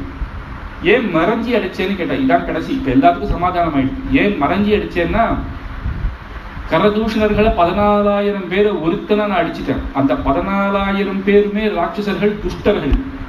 ஆனா இங்க இருக்கிற வானரர்கள் எல்லாருமே துஷ்டர்கள் கிடையாது, நீ ஒருத்தன் தான் துஷ்டர். உன்னை நான் அடிக்க வரேன் யுத்தம் அப்படின்னு வந்துட்டா நீ முதல்ல வந்துடுவியா? சுக்ரீவனால சண்டைக்கு வந்த, உன்னை அடிக்கிறேன்னு சொன்னா நீ என்ன பண்ணிருப்ப? சகல வானர சைன்யத்தையும் அனுப்பிச்சுட்டு கடைசியா நீ வருவ. அத்தனை வானர சைன்யங்களையும் அடிச்சுட்டு கடைசியா உன்னை நான் அடிக்கணும். அப்போ இத்தனை நல்லவர்கள் அடிச்சு உன்னை அடிக்கிறதுனா எனக்கு விருப்பம் இல்லை. என்ன உலகம் என்ன சொல்லும், மறைஞ்சிருந்து அடிச்சேன் தானே, பரவாயில்ல, அந்த பழியை நான் ஏத்துக்கிறேன். ஆனா இத்தனை வானரர்களை நான் வதம் பண்ண மாட்டேன். ஏன்னா பகவான் அடையணும் அப்படின்னா சரணாகதி பண்ணணும். சுக்ரீவன் சரணாகதி பண்ணிட்டான், என்ன நீ காப்பாத்தின்னு சுக்ரீவன் சரணாகதி பண்ணணும். பகவானுக்கு இப்ப இந்த வானரர்கள் எல்லாருமே யாரு? தேவர்கள்னு நம்ம பார்க்கிறோம். தேவர்கள் தான் பகவத் கைங்கரியத்துக்காக இங்க இருக்கா. நம்ம பகவத் கைங்கரியம் பண்றதுக்கு எது தடையாக இருக்குன்னா நம்மளுடைய புண்ணிய பாப்பங்கள் தான். இப்ப இந்த வாலி தான் பாப்பி. இந்த வாலினாலதான் இவாளால அந்த கைங்கரியத்தை பண்ண முடியல. யாராவது ஒருத்தர் என் புண்ணிய பாப்பத்தை மன்னிச்சு சரணாகதி பண்ணுங்கோன்னு வேண்டிட்டா பகவான் அந்த பாப்பத்தை எடுத்து அந்த பிரதிபந்தகம் அந்த கைங்கரியத்தை கொடுக்கிறா போல அந்த சுக்ரீவன் சரணாகதியில வாலியை அடிச்சு இவாளுக்கு எல்லாம் கைங்கரியம் கிடைச்சிருக்கு. இவா அத்தனை பேருமே என் கைங்கரியத்துக்காக அப்படின்னா எனக்காக வந்திருக்கா. நாளைக்கு இது ராஜ தர்மம் தான். ஆபத் தர்மம் ஏன்னா பீஷ்மாச்சாரியா இது கடைசியில சொல்றது. தர்மம், ராஜ தர்மம், விசேஷ தர்மங்கள், சாமானிய தர்மங்கள், அப்புறம் ஆபத் தர்மங்கள். இப்போ ஒரு ராஜா தப்பானவன் அப்படின்னா யுத்தத்துக்கு போகாம அந்த ராஜாவை தப்பான மார்க்கத்தில் அவனை எடுத்துட்டு நல்ல ராஜாவை அங்க உட்கார வைக்கலாம். அது பெரிய தர்மம். அந்த மாதிரி இருக்கும்போது ஒன்றை அடிச்சுட்டு மற்றவாள் எல்லாம் நல்லா இருப்பா, சுக்ரீவனோட ஆட்சியை நான் வைக்கணும் அப்படின்னு உடனே இதுக்குதான் நான் உன்னை மறைஞ்சு அடிச்சேன், பரவாயில்ல உலகம் என்ன சொன்னாலும் சொல்லட்டும் அப்படின்னு உன்ன வாலி உடனே இரு கைகளும் கூப்பிச்சிருந்தானாம். சுவாமி கம்பன் சொல்லும் பொழுது, ஆவி போகும் வேளையில் அறிவு தந்து உதவினாய், மூவன் நீ முதல்வன் நீ, முற்றும் நீ மற்றும் நீ, தர்மம் நீ புண்ணியம் நீ, பாகும் நீ, உறவும் நீ, உயிரும் நீ, அனைத்தும் நீ. இந்த சரீரம் பிராணம் போற சமயத்துல கூட நீ போனா போயிருந்திருக்கலாம். ஆனா என்கிட்ட இந்த தர்மத்தை சொன்னியே, அறிவு தந்து உதவினாய். இப்ப என்னுடைய தப்பை நான் புரிஞ்சுட்டேன். இது வரைக்கும் பண்ண தப்புக்கு நான் அடி வாங்கிட்டேன். ஆனா இப்ப நான் பண்ணேனே, உன்னை ஏன் ஏன் ஏன் இந்த கேள்வியை கேட்டேனே, நீ ஏன் இதை பண்ண, இந்த பாவத்தையும் நீ போக்கிடணும் அப்படின்னு சொல்றேன். உடனே ராவணன் நீ எங்கிட்ட நேரம் வந்திருக்க கூடாதா, முதல்ல எங்கிட்ட நேரம் வந்தா நானே ராவணனை ஜெயிச்சு கொடுத்திருப்பேனே, இவங்கிட்ட ஏன் போனேன் அப்படின்னு. அதுவுமே முடியாது. ஏன்னா ராவணன் முதல்லயே வாலியோட ஸ்நேகிதனாக இருந்திருக்கான். வாலி அவனுக்கு இது கொடுத்துட்டான், நான் உன்னை எப்பயுமே உன்னை எதுவும் பண்ண மாட்டேன்னு வார்த்தை கொடுத்துருக்கான். அதனால நீ யுத்தத்துக்கு போக மாட்டேன்னு எனக்கு தெரியும் அப்படின்னு. துவஹி திருஷ்டா தத்வஜ்ஞா பிரஜானாம் சஹிதே ரதஹ காரியகாரண சித்தௌதே பிரசன்னா புத்தியாக அப்படின்னு, உம்முடைய புத்தி நிர்மலமானது அப்படின்னு ராவனை பார்த்து கைகளை குவிச்சு, நீ தர்மாத்மா, நீ சத்தியசந்தன், நான் புரிஞ்சுட்டேன் அப்படின்னு சொல்லி பெருமாளை பிரார்த்திக்கிறார். இப்ப பண்ண பாவத்தையும் போட்டு அப்படின்னு. தர்ம சம்ஹிதாய வச்சா தர்மஜ பரிபஹலயா அப்படின்னு சொல்லும் பொழுது இதை கேட்ட உடனே ராமருக்கு ஒரு மாதிரி ஆயிட்டான். நான் நினைச்சா இப்ப கூட என் பானத்தை எடுத்து உன்னோட உயிரை திருப்பி கொடுத்துருவேன். வாலி உனக்கு சம்மத்தம்லாம் இப்ப சொல்லு, நான் உன்னை உயிரோட எடுத்துடுறேன்றான். வேணாம். ஏன்னா ஒருத்தனுக்கு மரணம் ஜனனம்ன்றது சர்வசாதாரணம். ஆனா கடைசியில மரணம் போச்ச கடைசி காலத்துல பகவன் நாமாவை சொல்லிட்டு போற மரணமே வசத்தி. அதை காட்டிலும் வசத்தி பகவானான உண்மை சேவிச்சுட்டே நான் போறதுன்றது வசத்தி. நீர் இப்ப எனக்கு இந்த பிராணனை கொடுத்தா திருப்பி போகும்போது இந்த இது கிடைக்குமா? கிடைக்காது. அதனால நான் போறேன், அப்படியே உண்மை சேவிச்சுட்டே போறேன். இதை விட நான் பெரிய பாக்கியசாலி எதுவும் இல்லை அப்படின்னு சொல்றாராம். சரி அப்படின்னு ராமனும் ஏத்துக்கிறார். அங்கதன் ஓடி வரான். குழந்தை வாலியினுடைய பிரியமான குழந்தை, சின்ன வயசுல இருந்தே அவ்வளவு செல்லமாக வளர்த்தவன். யதா புத்திரம் குணசிரேஷ்டா அங்கதோ கனக அங்கதா. இந்த அங்கதனை காமிச்சு ராமரை பார்த்து சொல்றான், இவனை இனிமேல் உம்முடைய குழந்தை நீர்தான் இவனை பார்த்துக்கணும். யாராவது ஒரு சத்ரு தன்னை அடிச்சவன் கிட்ட தன்னுடைய குழந்தைய நீதான் பார்த்துக்கோன்னு சொன்னா, இதுக்கு மேல ஒருத்தனத்தை வாலியையே நடிச்சேன்னு கேட்கறதுல நம்ம என்ன வேணா சொல்லிட்டு போறோம். ஆனா அந்த வாலி என்ன சொல்றான்னு பாருங்க. தர்மத்தை தெரிஞ்சவர், சுக்ரீவன் மேல, சொந்த தம்பி மேல கூட அவருக்கு கடைசி வரைக்கும் நம்பிக்கை இல்லை. அதனாலதானே ராமர் கையில பிடிச்சு கொடுத்து இந்த குழந்தையை நீர் தான் ஜாக்கிரதையாக பார்த்துக்கணும் அப்படிங்கிறது. சரி அப்படிங்கிறது. அப்புறம் இதை பார்த்த உடனே சுக்ரீவன் அழ ஆரம்பிச்சுட்டாங்க. சுக்ரீவன் என்னன்னா, ராமா நீர் இப்படி பண்ணிட்டேரே அப்படிங்களாம். எங்க 2 பேரையும் சேர்த்து வச்சிருக்கலாமே நீர், அதை விட்டுட்டு சுக்ரீவன் கூட என்னை என்னைக்குமே, வாலி கூட என்ன ஒரு நாள் கூட என்ன கொன்னுடுவேன்னு ஒரு நாள் பண்ணல, அடிப்பானே தவிர ஒரு நாள் கூட என்ன கொன்னல. ஆனா நான் இப்படி ஆயிட்டேனே, வாலியை வதம் பண்றதுக்கு ஒரு காரணமாக ஆயிட்டேனேன்னு ஓன்னு அழறான். இதுக்கு ராமருக்கால பதிலே சொல்ல முடியல. ராமருக்கு தெரியும் வாலி மாற மாட்டான்றது தெரியும். ஆனா வாலியே சொல்றானா, ஏ சுக்ரீவா நீ நிறுத்து, பகவான் அவர், நீ இனிமேல் ஒண்ணு பண்ணு அப்படின்னு தன்னுடைய மாலை எடுத்துக்கிறான். வாலியை கூப்பிட்டு தேவதத்தமான ஒரு மாலை, தேவர்கள் கொடுத்த ஒரு மாலை இருக்கு, அதை எடுத்து அவன் இனிமேல் இவருக்கு பட்டாபிஷேகம் பண்ண முடியாது இல்லையா, அந்த மாலையை எடுத்து சுக்ரீவனுக்கு போட்டு, ராஜ்யத்தை ஒழுங்கா ஆளு, என்ன சொல்லி ராமரோட நீ சேர்ந்தியோ தெரியாது, சீதாதேவி கிடைக்கிற வரைக்கும் பக்கத்துல இருந்து அனைத்து உதவியும் வானர சைன்ய அத்தனையோட நீ பண்ணு. அதுக்கப்புறம் ஏதாவது உனக்கு ஒரு கஷ்டம் வந்தாலும், உனக்கு மந்திர ஆலோசனை ஏதாவது ஆலோசனை பண்ணுன்னா, முதல்ல வாலியினுடைய தர்மபதி தாரையை கேட்டுட்டு தார சொல்றதை நீ பண்ணு. தார சொல்லாதது பண்ணது, நான் யுத்தத்துக்கு வந்தேன், அவ சொன்னா அப்பயே நீ போகாதையும் அப்படின்னா நான் கேட்கல, நீ இந்த தப்பை திருப்பியும் பண்ணாது, தாரை என்ன சொன்னாலும் தாரைக்கிட்ட கேட்டு பண்ணிக்கோ அப்படிங்கிறான். உடனே தாரை ஓடி அழுது வாலி மேல விழுந்து தன்னுடைய மார்பில், எப்பேற்பட்ட வாலி, ஒருத்தனாலையும் உன்னை அசைக்க முடியாது, ராவணாதிகளே ஜெயிச்சவன் நீ, நீர் இப்படி பூமியில கிடைக்கிறே, எந்த மனுஷன் ஒண்ணு அடிச்சார் அப்படின்னு ஒண்ணு இப்படி திரும்பி பாக்குறான். அப்படி நின்றுட்டு இருக்கேன், வில்லுல வச்சுட்டு அப்படி நின்றுட்டு இருக்கேன். நின்ற திருக்கோலத்தை தாரைக்கு அவர் காட்டுறார். எந்த மனுஷன் தான் அடிச்சார்னு கேட்ட, எங்க மனுஷன் இங்க அப்படிங்கிறான். இவர் மனுஷன் இல்லையே, இவர் தேவன், இவரையா காட்டுறீங்கோ அப்படிங்கிறது. அப்போ அது பகவான்னு தெரிஞ்ச உடனே அவர் சொல்றா, ஒவ்வொருத்தருக்கும் சமாதானம் சொல்றா. வாலி இப்படி கேட்டதெல்லாம் நீர் க்ஷமிக்கணும், நீர் சர்வஜர் சர்வசக்தர் எல்லாம் நான் அவர்கிட்ட சொன்னேன். ஆனா நீர் அடிச்சதுல எனக்கு எந்த கோபமும் இல்லை. ஆனா வாலியை பிரிஞ்சு என்னால இருக்க முடியாது. நீரே என்னையும் ஒரு பானத்தை போட்டு என்னை வதம் பண்ணிடும், அவர் இருக்கிற லோகத்துக்கே நான் போயிடுறேன் அப்படின்னு. அப்போ அவளுக்கு போதனை சொல்லணும். எல்லாருமே அந்த பிரிவுன்றது, தன் பர்த்தா பிரிவுன்றது தாங்கிக்க முடியாத ஒரு விஷயம்தான்.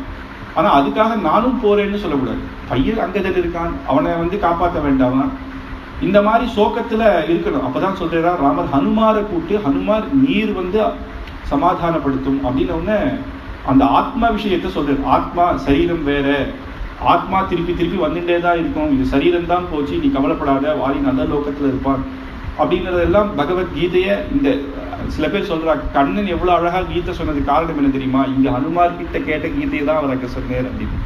அந்த ஆத்ம விஷயத்தை அவ்வளவு அழகா தாரகிட்ட சொல்லி போதிச்சு, அங்கதனை நீ பார்த்துக்கணும், இதுதான் கர்த்தவியம். ஆத்மா அப்படின்றது சரீரம் அப்படின்றது வேற. நம்ம ட்ரெஸ் போட்டுக்கிறோம், கிழிஞ்ச உடனே புது ட்ரெஸ் போட்டுக்கிறோம். நல்ல பணக்காரன் நல்ல ட்ரெஸ்ஸா வாங்கி போட்டுக்கிறான், ஏழை அவளுக்கு தகுந்த மாதிரி ட்ரெஸ் வாங்கிக்கிறாளோ, நல்ல புண்ணியம் பண்ணிந்தவா அந்தந்த யுகத்துல அந்தந்த சரீரத்தை எடுத்துக்கிறான். பாவம் பண்ணிந்தா அவளுக்கு அந்தந்த மாதிரி மிருகங்களாவோ அப்படி ஆறா. இதெல்லாம் புண்ணிய பாபத்தினால வருது, இது சரீரம் வேற ஆத்மா வேற அப்படின்னு எல்லாம் சொல்லி எல்லா தத்துவங்களையும் சொல்லி சமாதானப்படுத்துறான். தார சமாதானமான மேற்கொண்டு வாலிக்கு அங்கதனை வச்சு அந்திம கர்மாக்கள்லாம் பண்ண உடனே சுக்ரீவன் ராமரை சேவிச்சு, நீர்தான் எனக்கு பட்டாபிஷேகம் பண்ணணும் அப்படின்ன உடனே நகரத்துக்கு உள்ள நான் வருது இல்லை, அதனால ஹனுமாரை கூப்பிட்டு, ஹனுமார் நீரே என்னென்ன பண்ணணுமோ அத்தனையும் பண்ணிடும் அப்படிங்கிறான். சுக்ரீவனுக்கு பட்டாபிஷேகம். கஜோ கவாக்ஷோ கவயஹ சரபோ கந்தமாதனஹ மைந்தஸ்ய த்விவிதஸ்சைவ ஹனுமான் ஜாம்பவான் நலஹ. கஜன் கவாக்ஷன் அப்புறம் சரபன் கந்தமாதனன் மைந்தன் விவிதன் அப்படின்னு ஹனுமான் ஜாம்பவான் இவர்கள்லாம் எப்படி இந்திரன் பட்டாபிஷேகம் பண்ணும்பொழுது 8 வசுக்கள் பட்டாபிஷேகம் பண்ணாலோ, எப்படி ராமருக்கு பட்டாபிஷேகம் பண்ணும்போது 8 அஷ்ட மகர்ஷிகள் பட்டாபிஷேகம் பண்ணாலோ, அப்படி அஷ்ட வானரர்கள் அந்தந்த இடத்துக்கு, வானரர்கள்லாம் க்ஷணத்துல நினைச்சா அந்தந்த இடத்துக்கு போயிடுவா. அந்த கங்கா நதி அந்த புண்ணிய தீர்த்தங்கள் எல்லாம் கொண்டு சுக்ரீவனுக்கு பட்டாபிஷேகம் பண்றா. அபியஷிஞ்சன் சுக்ரீவம் பிரசன்னேன சுகந்தினா சலிலேன சஹஸ்ராட்சம் வசவோ வாசவம் யதா. வசவோ வாசவம் எப்படி அஷ்ட வசுக்கள் இந்திரனுக்கு பண்ணாலோ அப்படி சுக்ரீவனுக்கு பட்டாபிஷேகம். இதே ஸ்லோகத்தான் ராமனுக்கு அங்க நராகிரம் அப்படின்னு வரும். அப்படிதான் விபீஷணனுக்கும் அப்படிதான் எழுதுறாங்க. அத்தனையும் அப்படியே அபிஷிக்தே. ஏன்னா இத்தனை பேரையும் பட்டாபிஷேகம் பண்ண வச்சு எல்லாருமே ரகுவம்சத்துல ராஜாவாய் தர்ம பரிபாலனம் பண்ணா. தர்மத்தை பரிபாலனம் பண்ணிட்டு தான் ராஜ்யத்தை ஏத்துண்டது என்பது ராமர். அத்தனை பேர், அத்தனை சிஷ்யர்கள், அத்தனை குழந்தைகள் எல்லாரையும் பட்டாபிஷேகம் பண்ணி வச்சு கடைசியில தான் ஏத்துக்கிறேன். அபிஷிக்தேது சுக்ரீவே சர்வே வானர புங்கவஹ. வானரர்களாம் ரொம்ப சந்தோஷம் அடைஞ்சார். ராமஸ்யது வச குர்வன்னு சுக்ரீவோ ஹரிபுங்கவா. ராமருடைய ஆக்ஞையை கேட்டார். வாலி அங்கதன் ராமர் பார்த்துக்கோன்னு உடனே பட்டாபிஷேகம் பண்ணுன்னு சொல்லச்சே ராமர் சொல்லிட்டேராம், யுவராஜ பட்டாபிஷேகம் அங்கதனுக்கு நடக்கணும் அப்படின்னு.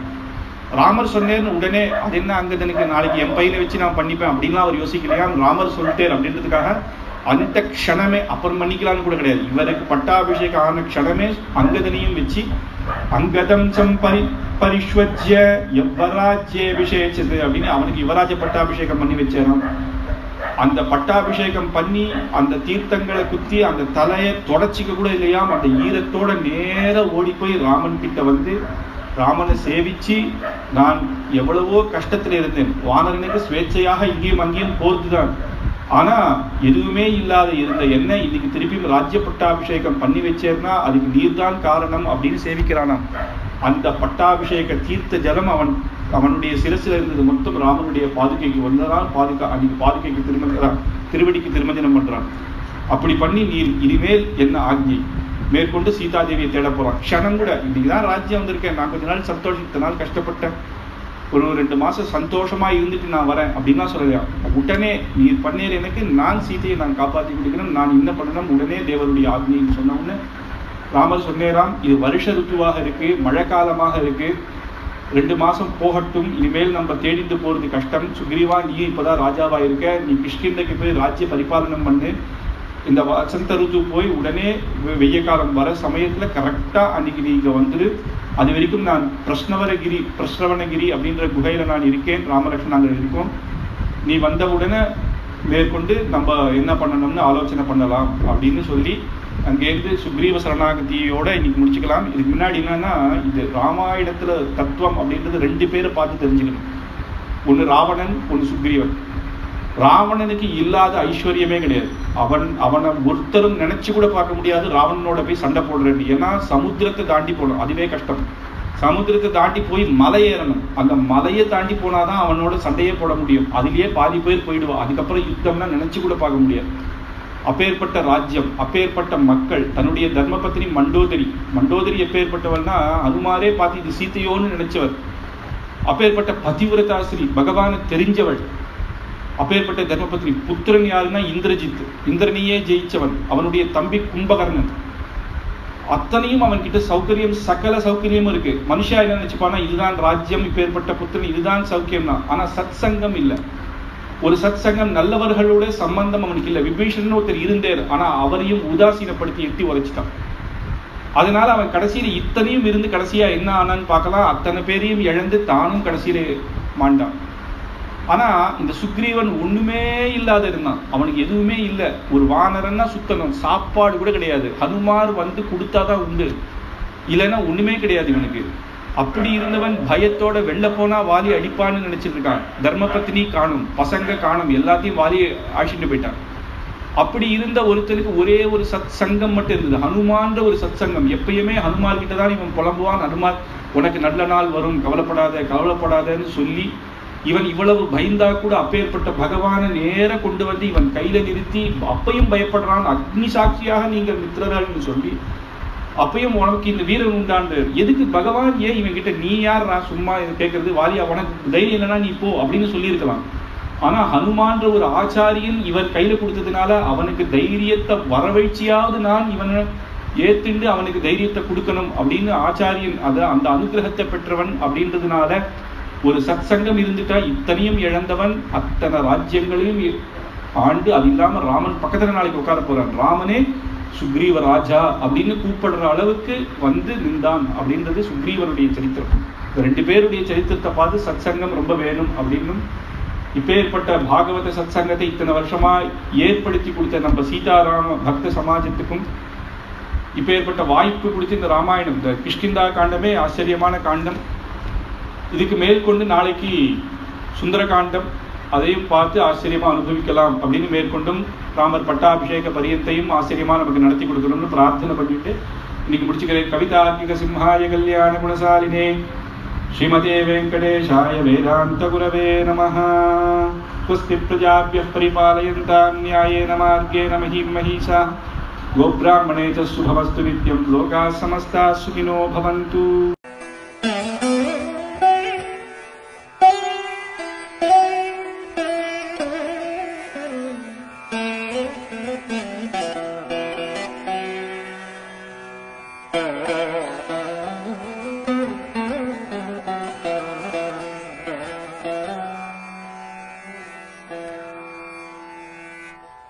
Thank you.